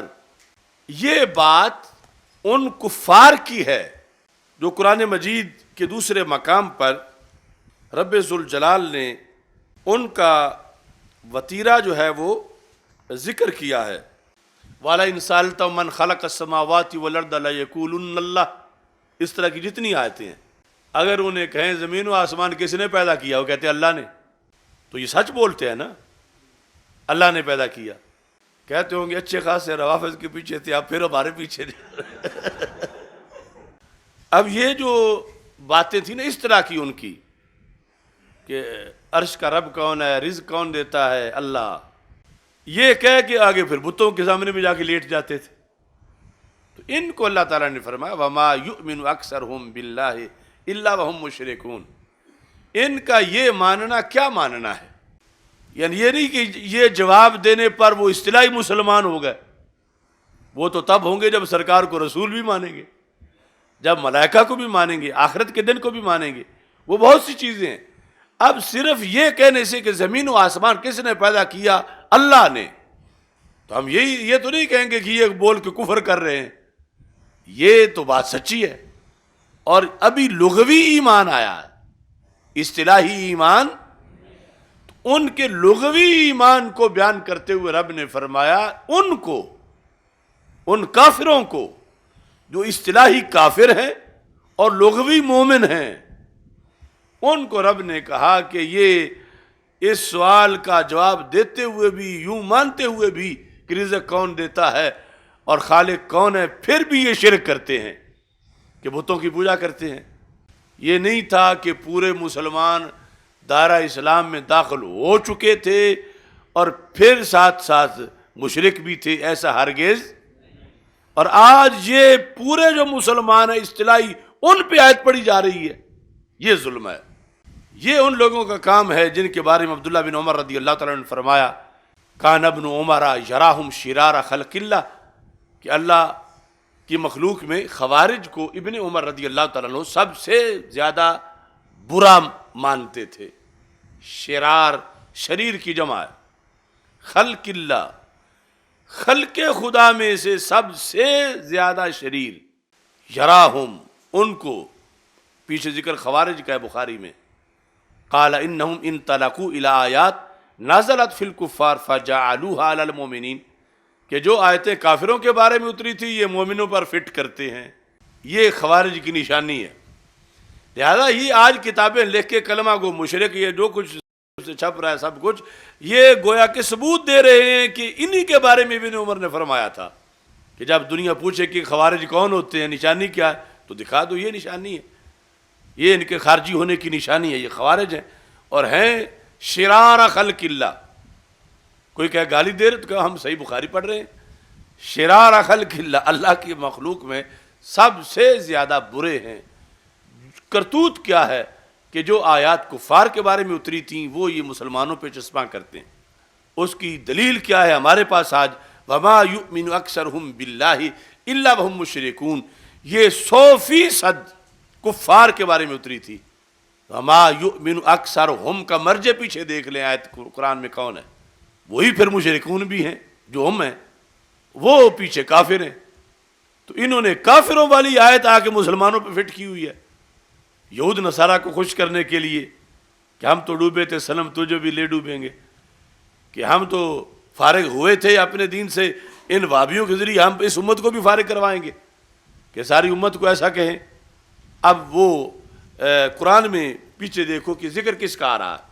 یہی جو مفہوم قرآن بدلنے کی واردات ہماری 2 جلدوں میں چھپی ہوئی ہے، اس میں اس طرح ہم نے ما قبل سے ہی اور ما بعد سے ہی اور دیگر آیات سے ہی ان کی ہر بات کا جواب دیا ہے جو یہ اپنی طرف سے فہم قرآن کے دعوے دار ہیں اور تفہیم قرآن کے دعوے دار ہیں، اور یہ کہ ہم قرآن پڑھتے ہیں اور سنی شعر پڑھتے ہیں اور قرآن ہمارا ہے اور ہماری دلیلیں ہیں. تو ہم نے قرآن ہی سے، قرآن کے اسلوب سے، آیات سے، ما قبل سے، ما بعد سے ان کی ہر بات کا جواب دیا جو یہ استدلالات کے دعوے دار تھے قرآن مجید سے. اب یہاں یہ جو آیت ہے سورہ یوسف میں، وما یؤمن اکثرہم باللہ الا وہم مشرکون، اس سے پہلی کیا آیت ہے؟ وَكَأَيٍّ مِّنْ آیَةٍ فِي السَّمَاوَاتِ وَالْأَرْضِ يَمُرُّونَ عَلَيْهَا وَهُمْ عَنْهَا مُعْرِضُونَ، کہ کتنی اللہ کی نشانیاں ہیں زمین و آسمان میں، وہ کافر ان کے پاس سے گزرتے ہیں اور ان سے اعراض کرتے ہیں. تو یہ ذکر کس کا ہے؟ موردون کا ہے. معرضون، وہ اعراض کرتے ہیں، اللہ کی نشانیوں کو مانتے ہی نہیں ہیں. آگے وما یؤمن اکثرہم باللہ الا وہم مشرکون، اور جو مانتے ہیں چند باتیں تو اس میں بھی یعنی وہ ساتھ شرک بھی کرتے ہیں اور کچھ باتیں ان پر لغوی ایمان بھی لے آتے ہیں. یا بتایا جائے کہ کون سے لوگ تھے جب قرآن اتر رہا تھا. آخر آیت کسی کے بارے میں اتری اور بارے جن میں اتری وہ عام ایک دوری اکثرہم ہیں. تو صحابہ میں سے کون تھے؟ اکثرہم. کون کلمہ گو مشرک تھے اس وقت؟ کون تھے؟ تو صحابہ میں سے تو ایک بھی ایسا نہیں تھا. تو پھر ایمان والے تو سارے صحابہ کہلاتے تھے. اور یہ جن کے بارے میں ہے وہ اکا دکا نہیں، اکثرہم ہیں، یعنی جس طبقے کی بات ہے اس طبقے کے وہ اکثرہم ہیں، ایک دو نہیں. وہ طبقہ ہے مشرکین مکہ کا. وَلَئِن سَأَلْتَهُم مَّنْ خَلَقَ السَّمَاوَاتِ وَالْأَرْضَ لَيَقُولُنَّ اللَّهُ، ان سے پوچھو زمین و آسمان کس نے پیدا کیا؟ کہتے ہیں اللہ نے پیدا کیا. اتنا تو مانتے ہیں مگر دین اسلام نہیں مانتے، قرآن نہیں مانتے، رسول پاک صلی اللہ علیہ وسلم کی نبوت نہیں مانتے. لہذا مومن اصطلاحی نہیں ہیں کافر. تو یہ ما قبل بھی بیان کر رہا ہے، کیونکہ اس سے پہلے دیکھو تو اللہ تعالیٰ فرماتا وما اکثر الناس ولو حرصت بمؤمنین. اس سے پہلے دیکھو ذالک من انباء الغیب نوحیہ الیک وما کنت لدیہم اذ اجمعوا امرہم وہم یمکرون. یہ مکر کرنے والوں کی بات ہو رہی ہے، ماننے والوں کی نہیں ہو رہی. وما اکثر الناس ولو حرصت بمؤمنین، محبوب اگر زیادہ بھی آپ حرص کرو اکثر نہیں مانیں گے. تو یہ نہ ماننے والوں کی بات ہو رہی ہے. اور پھر وما تسألهم علیہ من اجر، آپ ان سے یعنی کفار مکہ سے یا اس وقت کے جو مخالف ہیں محبوب علیہ السلام کے، آپ ان سے تو کسی اجر کا سوال نہیں کرتے. ان ہوا الا ذکر للعالمین. اب یہ کن سے اجر کا سوال نہیں کرتے؟ پیچھے ذکر کفار کا ہے جن کو دعوت دیتے ہیں اور وہ مانتے نہیں ہیں. وَكَأَيٍّ مِّنْ آیَةٍ فِي السَّمَاوَاتِ وَالْأَرْضِ يَمُرُّونَ عَلَيْهَا وَهُمْ عَنْهَا مُعْرِضُونَ. یہ اعراض کرنے والے کون ہیں؟ کفار ہیں. آگے متصل آیت ہے وَمَا يُؤْمِنُ أَكْثَرُهُمْ بِاللَّهِ إِلَّا وَهُمْ مُشْرِكُونَ، کہ یہ لغوی طور پر اللہ کو خالق رازق مان جاتے ہیں مگر مومن نہیں ہیں، کیونکہ یہ معیار الوہیت نہیں مانتے، توحید نہیں مانتے، رسالت نہیں مانتے. تو یہ کیا ہیں؟ مشرک ہیں. سمجھ آئی ہے نا؟ تو یہ ان کی سب سے بڑی دلیل ہے اپنا جھوٹا بیانیہ ثابت کرنے کے لیے، بیان کرنے کے لیے، جبکہ اس کا تذکرہ خود 2 آیتیں پہلے سے پڑھ کے لے آئے تو پتہ چل جاتا ہے کہ یہ مومنین کی شان نہیں ہے جو پیچھے بیان ہو رہی ہے، جن لوگوں کی آگے جن کے بارے میں یہ آیت ہے. تو وہ جو تھوڑا سا مانتے ہیں اس کا ذکر یعنی ایمان لغوی کی شکل میں کر کے آگے پھر یہ اس کا حکم بیان کیا گیا. اور یہ چیز شروع میں یعنی جب وہابیت کا اثر تھوڑا تھا بھی دیوبندیت پر، تو دیوبندی بھی انہی باتوں پر ان سے ٹکراتے رہے. بہت سی چیزوں پہ جا کر دیوبندیوں نے وہابیوں سے مناظرے بھی کیے، اور ان کا تذکرہ ہے کتابوں کے اندر، ان کی جو شروحات ہیں ان کے اندر. ابن سعود سے، اس کی علماء سے ان کو جھوٹا کہا، اور شرک کا جو فتویٰ تھا اس کو غلط ثابت کیا. لیکن تھا جو ناخوب بتدریج وہی خوب ہوا کہ بدل جاتا ہے ریالوں سے قوموں کا ضمیر. آج یہ بھی اسی پر ہیں جس پر خود پہلے مناظرے کرتے رہے. اور اس پر جو ہے وہ، چونکہ یہ سبق کئی کالے کوے بھی سنیں گے تو میں وہ بھی ساتھ ذکر کر دوں. یہ جو دیوبندیوں کی شرح ارشاد القاری، شرح صحیح بخاری، یہ بس ایک جلد میں ہی ہے، یہ صرف ان کے لیے پندہ ہے. اس آیت کا انہوں نے بھی یہاں ذکر کیا صفحہ نمبر 226 پر. اور پھر ایک دوسری آیت ہے وہ بھی انہوں نے ساتھ، کیونکہ اس رستے پہ چلیں تو پھر آگے نکلتی آتی ہیں باتیں جن کا پھر جواب دینا پڑتا ہے. وہ آیت بھی آپ دیکھ لیں تاکہ اس کا بھی ساتھ ہی ذکر ہو جائے.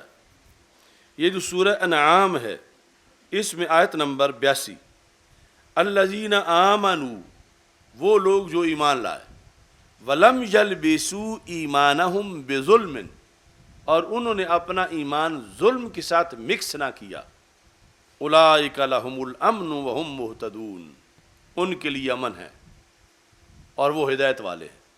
کون؟ جو ایمان لائے اور انہوں نے اپنے ایمان کو ظلم سے مکس نہ کیا. لم یلبسوا، بسو ہوتا تو پہننا تھا، لم یلبسوا، انہوں نے اپنا ایمان نہیں مکس کیا، ملایا کس کے ساتھ؟ ظلم کے ساتھ. تو یہاں سے وہ استدلال کرتے ہیں کہ یہ ظلم سے مراد ہے شرک. تو مطلب کیا ہوگا؟ اگرچہ روکا جا رہا ہے، ویسے تو عام چیز ہے کہ ہر مومن کو حکم ہے کہ شرک نہ کرے، ہر وقت کا حکم ہے تو بچا رہے، یہ رہنمائی ہے. لیکن ان کا مطلب یہ بنانا چاہتے ہیں یہاں پر کہ ایسا ہو سکتا ہے کہ مومن بھی رہے اور ساتھ شرک کا دھندا بھی اس کا ہو، دونوں کاروبار کرتا ہو، یعنی ایمان کے ساتھ ساتھ شرک بھی. دیکھو آیت میں آ رہا ہے. اس کی وضاحت بھی ساتھ ہی اس نے ارشاد القاری میں کر دی، ان کی اس دلیل کا جواب. ویسے یہ دلیل جو ہے وہ اس طرح ہے کہ جب یہ آیت اتری تو صحابہ کرام رضی اللہ تعالی عنہم چونکہ حد درجہ کے پرہیزگار تھے اور لفظ ظلم کے معنی سے پوری طرح واقف تھے کہ اس کی افراد کیا ہیں. مثلا ایک بندہ ایک جگہ بیٹھا ہے، وہ باہر نکلا ہے، دوسرا اس کی جگہ بیٹھ گیا ہے، تو شرعی طور پر یہ بھی ظلم ہے. وضع شیء فی غیر محلہ ہی، وضع شیء فی غیر، کسی کا اعزاز ہے کچھ آگے بیٹھنا، اسے پیچھے بٹھا دیا جائے تو یہ غیر محلے میں ہی ہوگا، تو اس پر بھی لفظ ظلم بولا جائے گا. اور آگے چلتے چلتے اس کے کروڑ افراد ہیں، اور اوپر سب کی بڑا فرد شرک ہے کہ اللہ کا حق تھا کہ اسے ایک مانا جائے، تو جب اس کا شریک مانا گیا تو یہ سب سے بڑا ظلم ہے. تو جب یہ آیت اتری تو صحابہ رضی اللہ تعالی عنہم نے رسول اکرم صلی اللہ علیہ وسلم سے بڑے اضطراب کا اظہار کیا. اینا لم یظلم، ہم میں سے کون ہے جس سے ظلم کا ارتکاب نہ ہو. اب یہ ظلم وہ نہیں ہے کہ قتل و غارت یا لوٹ مار معاذ اللہ یا چوری ڈاکہ، یہ ہے کہ کوئی آگے بیٹھا تھا، کوئی پیچھے آ کے بیٹھ گیا، کوئی اس طرح کی معمولی چیزیں ان کے لحاظ سے اٹھ کے باہر نکلا تھا، اس کی جگہ پہ کوئی بیٹھ گیا. تو انہوں نے کہا کہ پھر تو بڑا مشکل ہے ہدایت یافتہ ہونا. تو رسول اکرم صلی اللہ علیہ وسلم نے فرمایا کہ یہاں ظلم سے مراد یہ نہیں ہے، بلکہ ظلم سے مراد شرک ہے کہ ایمان لایا اور پھر مومن ہی رہا. اور کبھی اس نے شرک نہیں کیا، آخری دم تک ایمان سلامت رہا، تو پھر ہدایت یافتہ۔ اس سے پھر اضطراب ختم ہو گیا کہ اس سے تو ہم پھر محفوظ ہیں کہ اللہ فضل کرے، ہم نے کلمہ پڑھا ہے اور شرک چھوڑا ہے جو پہلے تھا، اور اب ہمیشہ کے لیے ہم محفوظ ہیں۔ اب یہ جس وقت یہاں صفحہ نمبر 226 پر بحث چلی تو یہ لکھتا ہے کہ نیز ہم پوچھتے ہیں کہ وما یؤمن اکثرہم باللہ الا وہم مشرکون میں اجتماع ضدین کیسے ہوا؟ اجتماع یعنی یہ ویسے جو لوگ منطق کے خلاف بولتے ہیں، علم منطق کے خلاف، تو وہ قرآن مجید کی اس طرح کی چیزوں کے ذریعے بولتے ہیں۔ یہ منطقی کہتے ہیں کہ اجتماع ضدین نہیں ہو سکتا، دیکھو اجتماع ضدین تو ہو سکتا ہے، جس طرح اس آیت میں ہے، ایمان بھی ہے، شرک بھی ہے، ایمان شرک کی ضد ہے۔ یہ کئی جنگیں ہیں نا اپنی اپنی جگہ، کیونکہ امام سیوطی رحمۃ اللہ علیہ نے اس پر پوری کتاب لکھی، صون المنطق والکلام عن علم المنطق والکلام، اپنی گفتگو کو اور کلام کو علم منطق اور علم کلام سے بچا بچا کے رکھنا، یعنی گفتگو میں منطق نہ آئے اور گفتگو میں علم کلام نہ آئے۔ ان کا زیادہ رخ جو ہے وہ قرآن و حدیث کے علوم کی طرف تھا، جس میں بہت سی کتابیں لکھی، تو پھر وہ جو عقلی علوم تھے ان کے خلاف تھے، تو منطق کے خلاف، اور فلسفہ یہ کلام، علم کلام کہ جس میں وہ اصطلاحی فلسفہ کی استعمال ہوتی ہیں، اس سے روکنے کے لیے انہوں نے اتنی موٹی وہ کتاب لکھی، صون صون ہے بچانا، سیانا، صون المنطق والکلام عن علم المنطق والکلام۔ تو پھر اس طرح کی چیزیں، لا یموت فیہا ولا یحیا، نہ زندہ رہے گا نہ مردہ رہے گا، تو تم کہتے ہو کہ رفع نقیضین نہیں ہو سکتا، تو یہ رفع ہوا پڑا ہے۔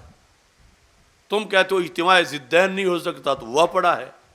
وما یؤمن اکثرہم باللہ الا وہم مشرکون۔ سمجھ آ رہی ہے نا؟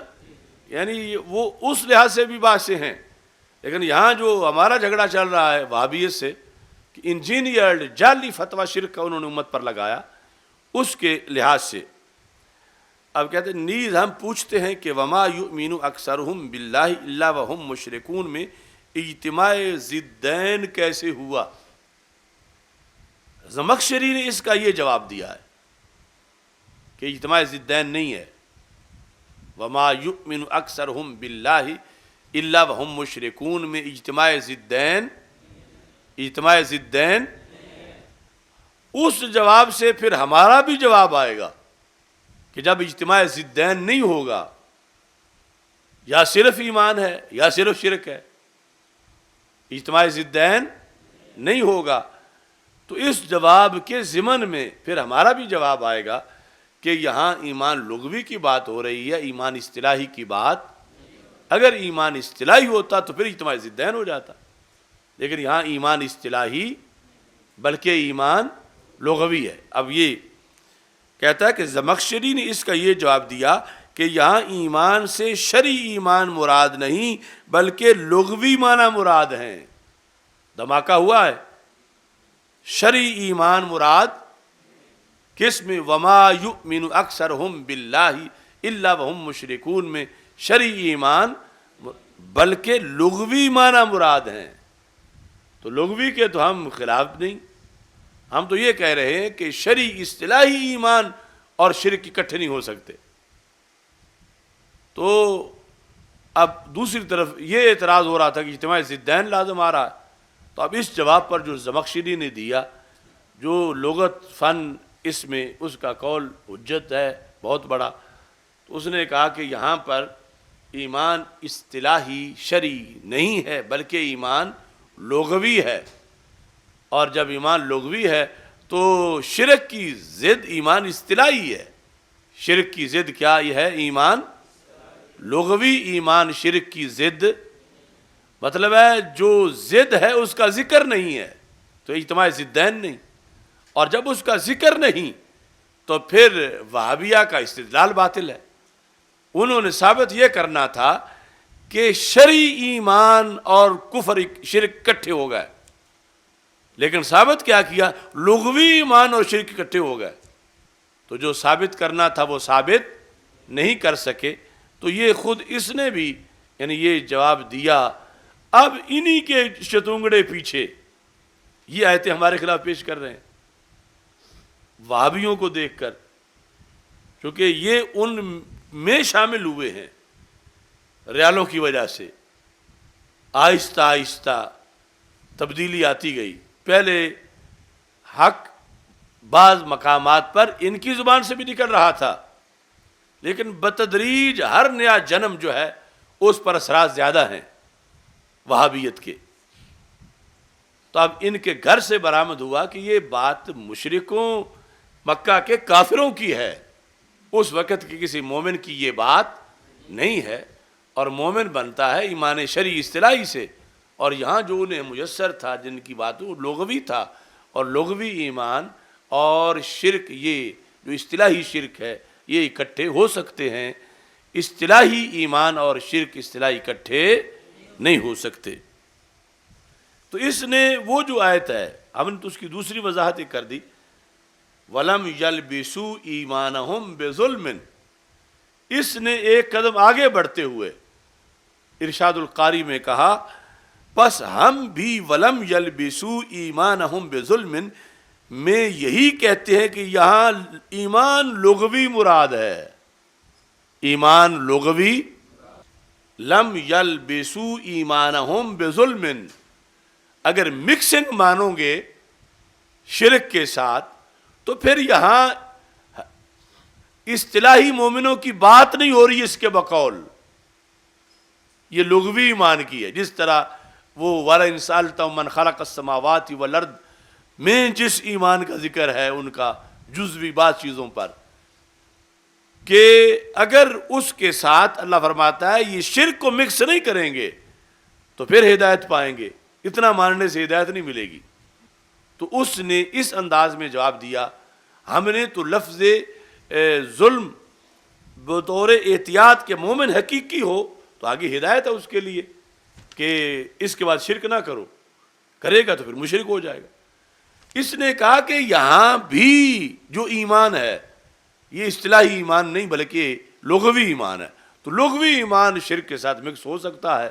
تو انہیں کہا گیا ہے مشرکین مکہ کو کہ جب رازق تم اللہ کو مان رہے ہو اور خالق من خلق السماوات والارض اللہ کو مان رہے ہو تو پھر آگے یہ ظلم کیوں کرتے ہو جو لات منات کی پوجا کرتے ہو؟ پھر شرک والا ظلم نہ کرو، اس سے باز آ جاؤ.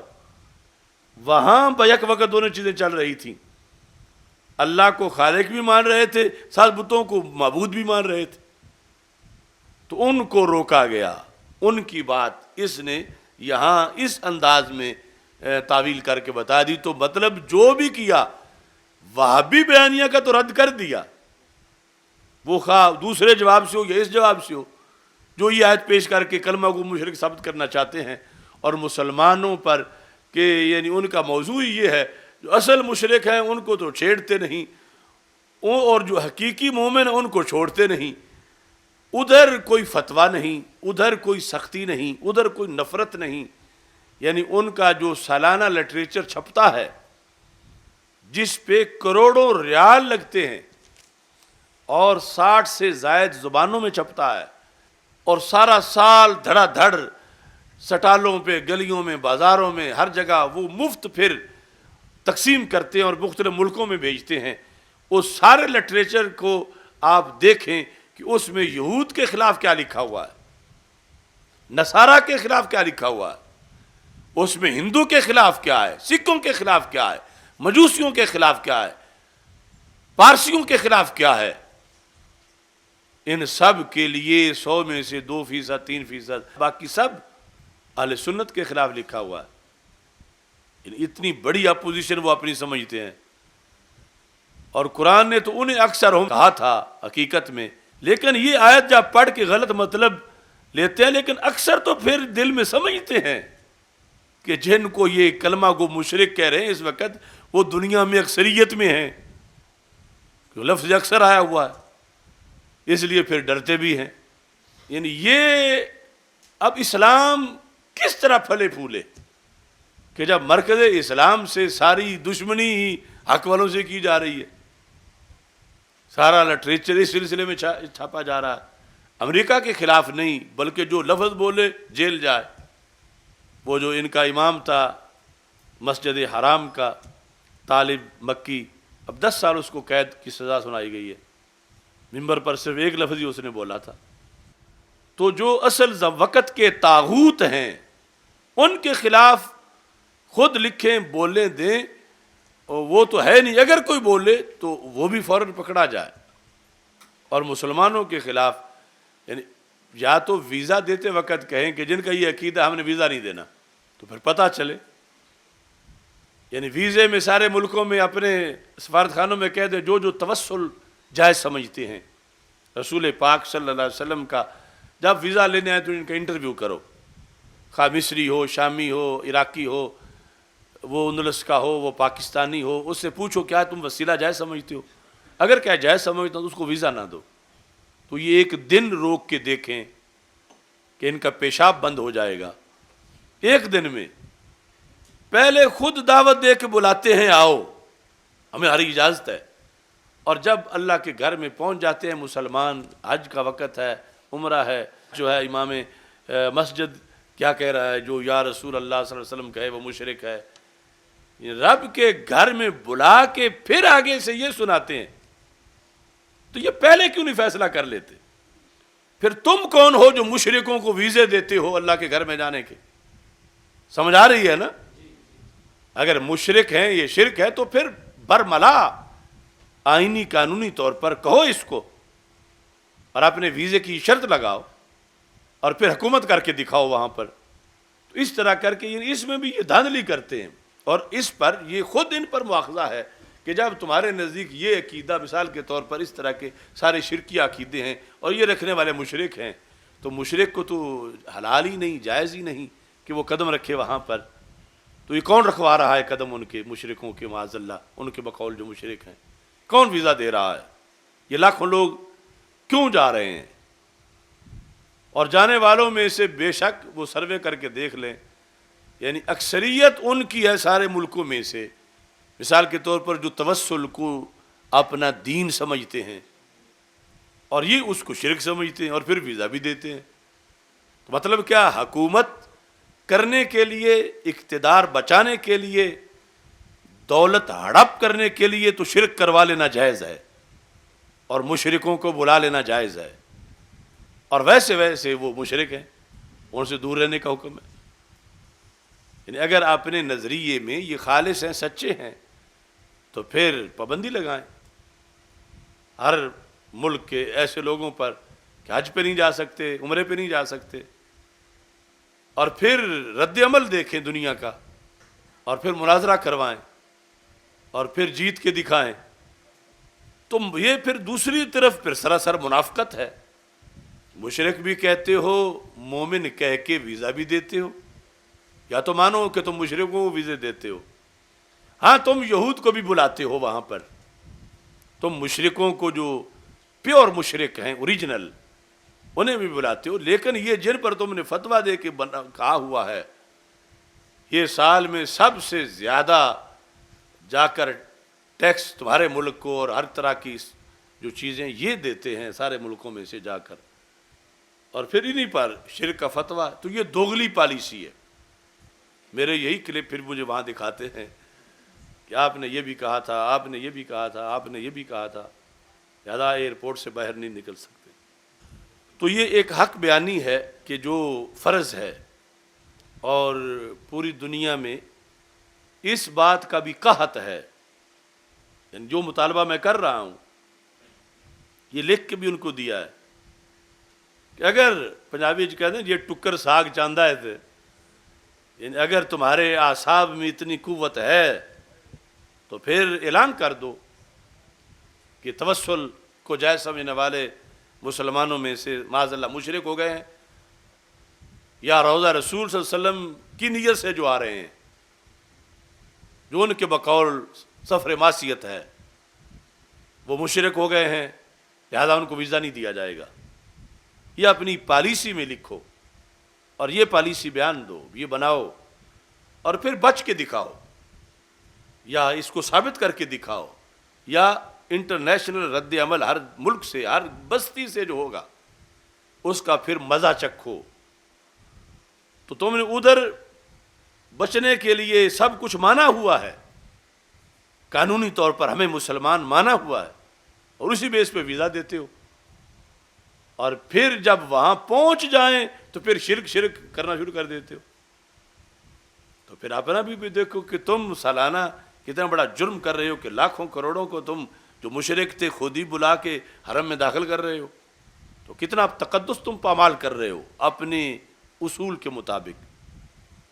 تو بہرحال یہ ان کی جو بڑی دلیلیں تھی اس کا ہم نے یہ چھوٹا آپریشن ابھی کیا ہے کہ اس طرح سمجھ کے آپ وہ باقی عقیدہ توحید سیمینار جتنے ہیں ان کو سن سکتے ہیں ان کے، لیکن یہ خلاصہ تھا ایک قسم کا کہ اصل ان سے بات یا موضوع کو سمجھنے کے لیے معیار الوہیت کو سمجھنا چاہیے، اور معیار الوہیت میں جو ان لوگوں نے دھاندلی کر رکھی ہے اس کا پردہ چاک کرنا چاہیے، اور معیار الوہیت پر آیات قرآن کے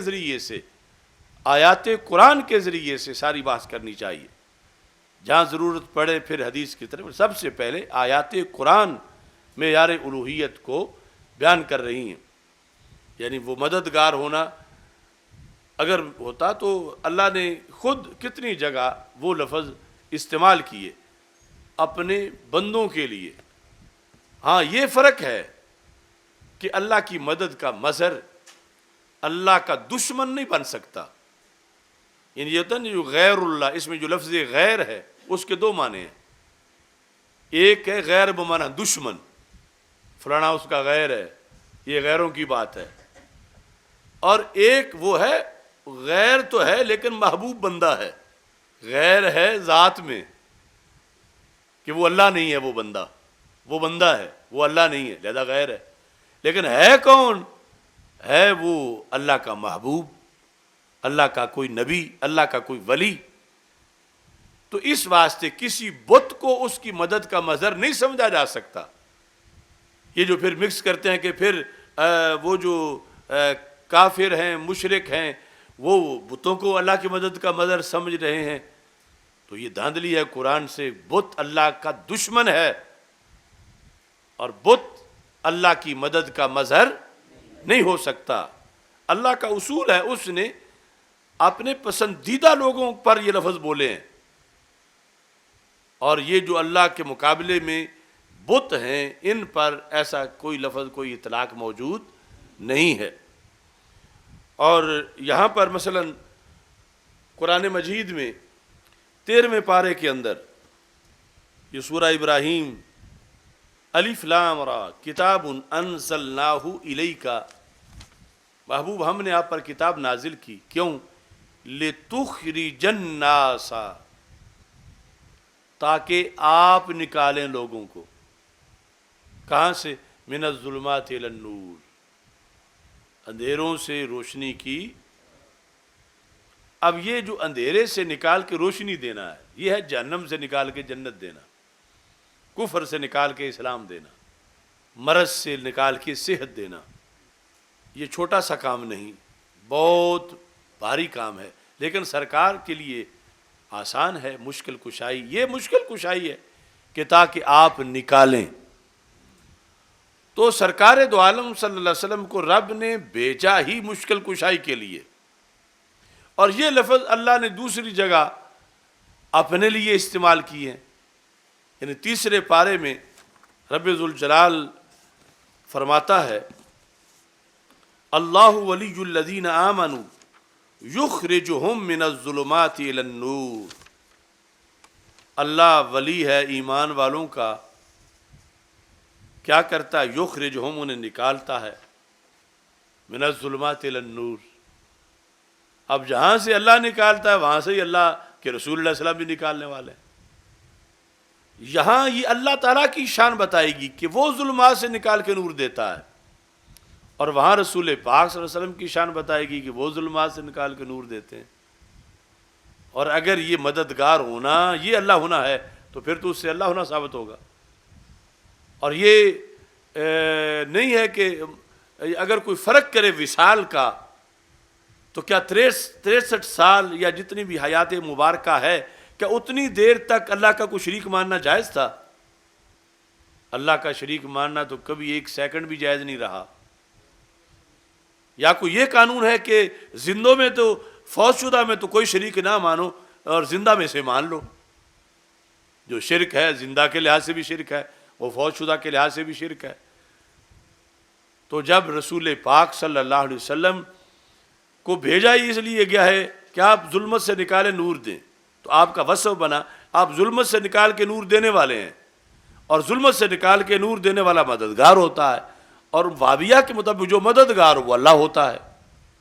تو پھر کتنی خرابی لازم آئے گی، جبکہ ہمارے نزدیک اللہ واجب الوجود ہے، مستحق عبادت ہے، چاہتا ہے تو وہ خود نکالتا ہے، چاہتا ہے تو محبوب کو کہتا ہے تم نکال دو، وہ بھی نکالتا ہے، یہ بھی نکالتے ہیں۔ یہ نکال ظلمت سے نور کی طرف اللہ کی شان ضرور ہے، مگر یہ معیار الوہیت نہیں ہے۔ اگر یہ معیار الوہیت ہوتا تو کبھی بھی ہمارے آقا علیہ السلام پر یہ لفظ نہ بولا جاتا، کیونکہ کوئی مجازی معبود ہو ہی نہیں سکتا۔ تو اس لیے لفظ یہ بولے گا جن کا جھگڑا ہے کہ ظلمت سے نکالتے ہیں نور دیتے ہیں، اللہ بھی کرتا ہے، اللہ کے رسول علیہ السلام بھی کرتے ہیں، شرک نہیں ہوا، کیونکہ سرکار ظلمت سے نکال کے نور دے کے پھر بھی اللہ کے بندے ہی رہے ہیں، اللہ نہیں بنے، اور تب نہیں بنے جب ہمارا معیار مانا جائے۔ جب ان کا مانا جائے تو پھر تو لازم آئے گا کہ اللہ بن گئے۔ تو اصل توحید کے محافظ ہم ہیں۔ اب سمجھ آ رہی ہے نا کس طرح ہم ہیں کہ ان کے جو بیان کردہ معیار ہے اس میں تو کبھی فرشتوں کو اللہ ماننا پڑے گا، کبھی رسول پاک صلی اللہ علیہ وسلم کے بارے میں، اور اللہ ایک ہے اور واجب الوجود ہے اور مستحق کے عبادت ہے۔ اور یہ مسلک اصول کا قرآن و سنت سے آ رہا ہے، یہ کوئی صدی ایک صدی ڈیڑھ صدی کا گھڑا ہوا نہیں ہے جو انہوں نے اس سلسلہ میں بات کی۔ اب یہ ہے کہ جب یہ گفتگو کی جاتی ہے، یہ بھی بہت لمبا چوڑا خلاصہ ہے 30-35 گھنٹوں کا، کہ جب گفتگو کی جاتی ہے اس موضوع پر ان کا بیانیہ کیا ہے؟ ان کا بیانیہ جو ہے وہ صرف 2 طبقے ہیں، ایک اللہ ہے اور دوسرا اس کے مقابلے میں اللہ کے بندے ہیں، بس اس پر سارا زور ہے، جبکہ اصل میں 3 ہیں، ایک اللہ ہے، ایک اللہ والے ہیں دوسرے نمبر پہ، اور تیسرے اللہ کے دشمن ہیں، اور ان کے احکام جدا جدا ہیں، ان کے احکام، اور یہ بھی قرآن میں سب ذکر ہے۔ مثلا مردوں کو زندہ کرنا، مردوں کو زندہ کرنا، قرآن نے اس میں 3 چیزیں بیان کی ہیں، 3 طبقے، ایک اللہ کا مردوں کو زندہ کرنا، دوسرا اللہ والوں کا مردوں کو زندہ کرنا، اور تیسرا غیر اللہ، اس معنی میں جو اللہ کے محبوب نہیں ہیں ان کا مردوں کو زندہ کرنا۔ دھاندلی کیا ہے؟ اللہ والوں کو بھی ان غیروں کے کھاتے میں شامل کر کے بس 2 ہی باتیں کرنا، ایک طرف اللہ ہے اور دوسری طرف یہ ہیں، اور ان کا خواہ اللہ کے محبوب ہوں یا اللہ کے دشمن ہوں، ان کو ایک شو کر کے ان پر ساری ضربیں لگانا، یہ وہابیت ہے، اور ان کو علیحدہ علیحدہ بیان کرنا یہ سنیت ہے۔ اب ایک چیز کیا ہے؟ مردوں کو زندہ کرنا، یہ اصل شان کس کی ہے؟ اللہ کی، اور پھر کس کی ہے؟ اللہ کے نبیوں کی۔ احیی الموتى باذن اللہ، احیی الموتى اللہ کی ہے کہ اس کو ہی اللہ کے عظیم پیغمبر صلی اللہ علیہ وسلم نے اللہ کی توحید کی دلیل بتایا تجربہ کے لحاظ سے اس وقت، اور اسی کو ایک نبی نے اپنے نبی ہونے کی دلیل بتایا، کس کو؟ مردوں کو زندہ کرنا، اور اس کو ہی اللہ کے ایک غدار اور دشمن نے اپنی عظمت کی دلیل بتایا۔ اسی چیز کو، تو جو سب کو برابر تولتے ہیں وہ جواب دیں۔ جب دشمن نے کہا تو اللہ نے کہا فَبُہِتَ الَّذِي کفر، کافر مبہوت ہوا۔ جب عیسیٰ علیہ السلام نے کہا تو رب نے کہا میرا نبی بولا۔ اب یہ تیسرا پارہ جو ہے، اس میں جب یہ گفتگو چل رہی تھی، أَلَمْ تَرَ إِلَى الَّذِي حَاجَّ إِبْرَاهِيمَ فِي رَبِّهِ أَنْ آتَاهُ اللَّهُ الْمُلْكَ إِذْ قَالَ إِبْرَاهِيمُ رَبِّيَ الَّذِي يُحْيِي وَيُمِيتُ، میرا رب وہ ہے جو زندہ بھی کرتا ہے اور مارتا بھی ہے۔ تو اب احیاء موتا یہاں کس کی شان بتائی گئی؟ اللہ کی، اللہ کی عظیم پیغمبر صلی اللہ علیہ وسلم نے بتائی۔ آگے قال انا احیی و امیت، نمرود نے کہا میں بھی کرتا ہوں، اس سے مناظرہ ہو رہا تھا نا، انا احیی و امیت، یہ دوسری پارٹی یعنی جو درجے میں تیسرے نمبر پر ہے، میں بھی کرتا ہوں۔ اور ادھر حضرت عیسیٰ علیہ السلام جو ہیں ان کا تذکرہ تیسرے پارے کے اندر جو ہے وہ دیکھ لو کہ انہوں نے اس سلسلہ میں جب گفتگو کی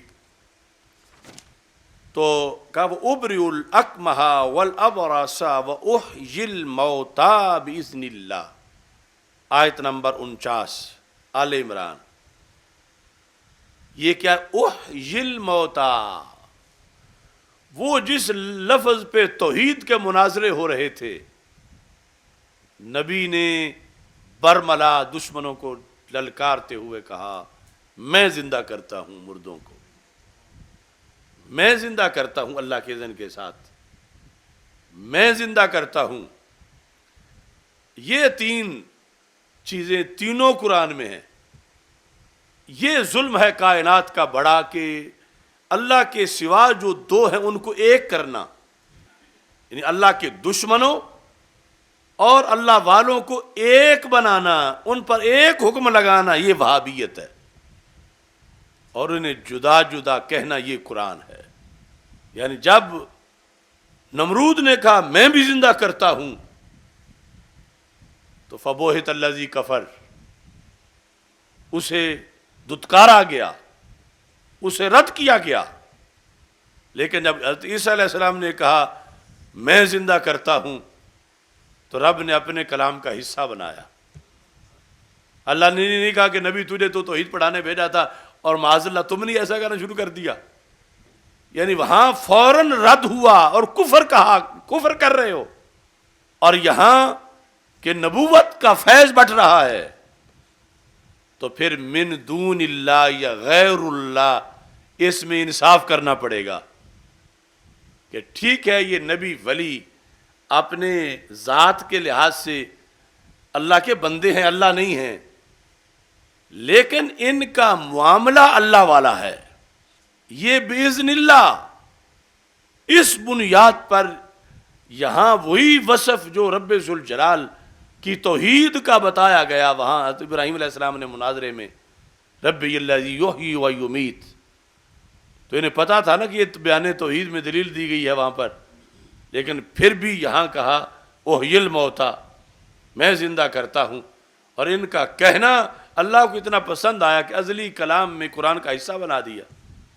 گفتگو تو ان کی تھی، پڑھ آج ہم بھی رہے ہیں، اور نہ بدلنے والے قرآن میں ہے احیی الموتا۔ تو اب احیاء موتا مشکل کشائی ہے، حاجت روائی ہے، اس کے لحاظ سے تین ذاتوں کا ذکر ہے، اللہ کا، حضرت عیسیٰ علیہ السلام کا، نمرود کا۔ اللہ نے اللہ کے لحاظ سے کہیں تو توحید ہے، حضرت عیسیٰ علیہ السلام سے کہیں تو رسالت ہے، اور نمرود کے لحاظ سے کفر ہے۔ اور حضرت عیسیٰ علیہ السلام اور نمرود کے معاملے کو مکس کرنا وہابیت ہے، جدا جدا بتا کرنا سنیت ہے۔ لوگ آسان سمجھتے ہیں سنی ہونا۔ تو اس طرح قرآن میں یہ فیصلے ہیں۔ اب ہم کوئی ان پہ الزام نہیں لگا رہا دوسرے طبقے پر، ان کے کرتوت ایسے ہیں کہ وہ صرف دو باتیں کرتے، ایک طرف اللہ ہے، دوسری طرف من دون اللہ میں یہ سارے مکس کر کے بتاتے ہیں، جبکہ رب کو یہ پسند نہیں۔ اگرچہ یہ اس کو توحید کا نام دے رہے ہیں. رب اپنے قرآن میں وہ اپنے نبی کی شان بتا رہا ہے. احیی الموتا، احیی الموتا، یہاں پھر گھنٹوں کی بات ہے. احیی الموتا یہ مضارع ہے. مضارع میں تجدد ہوتا ہے. تجدد کیا میں پڑھتا ہوں، ہر گھڑی میں پڑھ رہا ہے تو پھر میں پڑھتا ہوں، میں بولتا ہوں، میں لکھتا ہوں. ایک ہے میں نے لکھا، میں بولا. تو اگر حضرت عیسیٰ علیہ السلام صرف یہ فرما دیتے کہ احییت المیتا، میں نے ایک مردے کو زندہ کیا، ان کے مسلک کا کڑاکا تو پھر بھی نکل جاتا اگرچہ ایک بار ہوتا. لیکن یہاں تو وہ ہی ہے، بار بار بار بار لگاتار. اور پھر میتا کی جگہ موتا ہے جمع. احیی الموتا، میں مردوں کو زندہ کرتا ہوں. اب اس اعلان کا مقصد کیا تھا جو اس وقت وہ کر رہے تھے؟ اب یہ جو کہتے ہیں کہ کچھ ادھر چلے جائیں کچھ ادھر چلے جائیں، ماذا یبقی للہ تعالی، اللہ کے لیے کون بچے گا؟ تو جب حضرت عیسیٰ علیہ السلام ظاہری حیات میں دنیا میں تھے اور احیی الموتا فرما رہے تھے اور فرما اللہ کے حکم پر رہے تھے، احیی الموتا باذن اللہ فرما رہے تھے، اس کا تقاضا کیا تھا اس وقت کے حالات میں؟ مطلب یہ تھا کہ جس نے مردہ زندہ کروانا ہے لے آؤ. اعلان اس لیے ہی ہو رہا تھا نا، میں تیار بیٹھا ہوں، دن ہو رات ہو صبح ہو شام ہو، مردہ 100 ہو یا مردہ 1000 ہو یا لاکھ ہو، میں تیار بیٹھا ہوں. احیی الموتا، میں مردوں کو زندہ کرتا ہوں. تو اعلان کیوں تھا کہ لوگ آئیں؟ اس لیے ہی تھا نا. یعنی اس اعلان کا مقصد یہ تو نہیں ہو سکتا کہ رب نے کہا تھا اعلان کرو مگر آئے کوئی نہ. اگر کوئی گھر سے نکلا سن کے، شاید بہت نکلے ہوں گے، اگر کوئی گھر سے نکلا کیا کرنے کہ عیسیٰ علیہ السلام سے مردہ زندہ کروانا ہے، تو وہابیہ کے مطابق نکلتے ہی کافر ہو گیا کہ غیر اللہ سے مدد لینے جا رہا ہے اور بہت بڑا شرک کروائے گا یہاں جا کر، اور قرآن کے مطابق اللہ کے حکم پہ عمل کر رہا ہے کہ رب نے تو اعلان اس لیے کروایا ہے، رب نے اعلان اس لیے کروایا ہے. اور پھر جو ہے وہ یہ ہے کہ یہ جو ہے ماذا یبقی للہ تعالی، اللہ کے لیے کون بچے گا، تو پھر تو رب نے معاذ اللہ اپنی توحید پہ خود حملہ کروا دیا کہ اب بلے بلے تو عیسیٰ علیہ السلام کی ہو جائے گی، اب مجھے کون یاد کرے گا. یہی بنے گا نا نتیجہ ان کے بقول کہ جائیں گے ایک مردہ زندہ کرا کے جا کے پڑوسیوں کو بتائے گا کہ عیسیٰ علیہ السلام سے مردہ زندہ کروا کے آیا ہوں، اور ہے ایسا کام کہ کوئی اور کر نہیں سکتا اور اللہ کے نبی ہیں وہ کر رہے ہیں. تو کتنا اس سے ہلچل مچی ہوگی معاشرے میں. عملاً کروانا یا عقیدہ رکھنا، یہ معاشرے میں جو پھیلایا گیا عقیدہ کہ ایک بندہ بیٹھا ہے اللہ کے اذن سے مردے زندہ کر رہا ہے، تو ان کے نزدیک تو شرکی عقیدہ پھیل رہا تھا اور توحید کو نقصان ہو رہا تھا کہ یہ سارے تو پھر اس بندے کے گرد لوگ اکٹھے ہو جائیں گے، اللہ کو کون یاد کرے گا. لیکن قرآن کہتا ہے جو عیسیٰ کا ہوگا وہ اللہ کا بھی یقیناً ہوگا. یہ نہیں ہوگا کہ ان سے مردہ زندہ کروائے اور پھر اللہ کا وہ بندہ نہ بنے صحیح طریقے سے. یہ ہے معیار. بت پرستی پر قیاس نہ کرو اللہ والوں کو. اگر قیاس کرو گے تو پھر نمرود کے ساتھ تم عیسیٰ علیہ السلام کو ملا رہے ہو کہ آخر زمین پہ وہ وقت گزرا جب عیسیٰ علیہ السلام کہہ رہے تھے احیی الموتا احیی الموتا احیی الموتا. یہ کہہ رہے تھے اگرچہ ساتھ باذن اللہ ہے مگر زندہ کرنے کی نسبت تو اپنی طرف ہی کر رہے تھے نا. یہ نہیں احیی اللہ ہو احیی اللہ ہو، کہتے احیی الموتا، میں زندہ کرتا ہوں اور میں نمائندہ ہوں اللہ کا، اس کی اذن سے زندہ کرتا ہوں. اب یہ سارے لوگ جو ان کے پاس آ رہے تھے اس بڑے کام کے لیے جو مشکل کشائی کا آخری مقام ہے نفس الامر میں، کائنات میں، جب ایسا ہو رہا تھا اس وقت کی جو توحید تھی ہم آج بھی اس توحید پہ قائم ہیں. جب نفس الامر میں ایسا ہو رہا تھا اور اس وقت جو اللہ کے دشمنوں کا نظریہ تھا، یہ دوسرا ٹولہ اس پہ قائم ہے کہ انہوں نے ایک ہی سمجھا ہوا ہے۔ اور پھر یہ پتا چلا کہ بِإِذْنِ اللہ ہر کوئی نہیں لگا سکتا، ورنہ نمرود بھی نکال دیتا۔ جو نمرود ہو، قارون ہو، فرعون ہو، باغی ہو اللہ کا، وہ بِإِذْنِ اللہ نہیں ہو سکتا۔ اللہ والا ہو تو پھر بِإِذْنِ اللہ ہو سکتا ہے۔ احیی الموتى بِإِذْنِ اللہ، میں مردوں کو زندہ کرتا ہوں لیکن کرتا اللہ کے اذن سے ہوں۔ تو جو ان کا وہ وہم ہے کہ اگر ان ہستیوں کی طرف لوگ متوجہ ہوں گے تو بٹ جائے گی مخلوق، اللہ کے لیے کون بچے گا؟ تو یہ بٹے گی نہیں۔ جو ان کا ہوگا وہ یقیناً اللہ والا بھی ہوگا، اور اس میں توحید کا اظہار ہوگا۔ یعنی جس طرح وہاں فرشتوں سے مدد کروانے کے مسئلے پر وہاں وہ فرشتے گئے تو اس سے نقصان نہیں ہوا، بلکہ یہ بات مشرکوں کو پہنچی جب مار کھا کے واپس گئے بدر سے، جو زندہ بچ گئے وہ سوچنے پہ مجبور ہوئے توحید کی شان کیا، یہ سوچنے پہ مجبور ہوئے، کیونکہ جب انہوں نے علیحدہ بیٹھ کے جمع تفریق کیا کہ کون گیا، کس نے کیا کیا، کس نے مدد کی، کس نے تعاون کیا، مقابلے میں کون تھے، ان کے مددگار کون تھے، وہ ہم نے جو دیکھے ہوئے تھے وہ کون تھے، وہ جنہوں نے اس طرح ڈھاٹے باندھے ہوئے تھے وہ کون تھے، وہ جن کی ضرب بڑی تیز تھی، ایک تھپڑ سے ہی بندے کو وہ فنا کر دیتے تھے، وہ کون تھے؟ تو بالآخر انہوں نے کہا کہ افسوس، ہم جنہیں پوجتے رہے وہ خود نہیں پہنچے، اور محمد عربی صلی اللہ علیہ وسلم نے جس کا کلمہ پڑھایا اس اللہ کے تو بندے بھی مدد کو پہنچے، اس کے بندے بھی مدد کو پہنچے، ان صحابہ کی مدد کو اس اللہ کے بندے بھی پہنچے، اور جنہیں ہم پوجتے ہیں یہ تھن خود نہیں پہنچے، یہ خود نہیں پہنچے، اور جو اللہ ہے اس کے تو بندے بھی پہنچے، تو پھر اسے ماننا چاہیے جس کے بندے اتنے پاورفل ہیں تو آپ کتنا ہوگا۔ تو اس طرح یعنی فرشتوں سے مدد کروا کے رب نے منظر ان کو دکھا دیا، اور انہیں سمجھ آئی بہت سے لوگوں کو، پھر کلمہ پڑھا کہ رب کی شان معبود ہونا کوئی چھوٹا درجہ نہیں ہے، اور یہ جن کو ہم پوجتے ہیں یہ اس لائق نہیں نے معبود بنایا جائے، یہ تھن وہاں گئے ہی نہیں ہیں، انہوں نے کوئی مدد نہیں کی، یہ خود، اور ادھر اللہ جو ہے اس کے تو بندے بھی مدد کو آ گئے، تو جس کے بندے اتنے بڑے مددگار ہیں وہ خود کتنا بڑا مددگار ہوگا۔ اس سے اسلام کی دھاک بیٹھی، اس سے عقیدہ توحید جو ہے اس کا اظہار ہوا، اور اس انداز میں آگے وہ عظمت جو ہے وہ پھیلی۔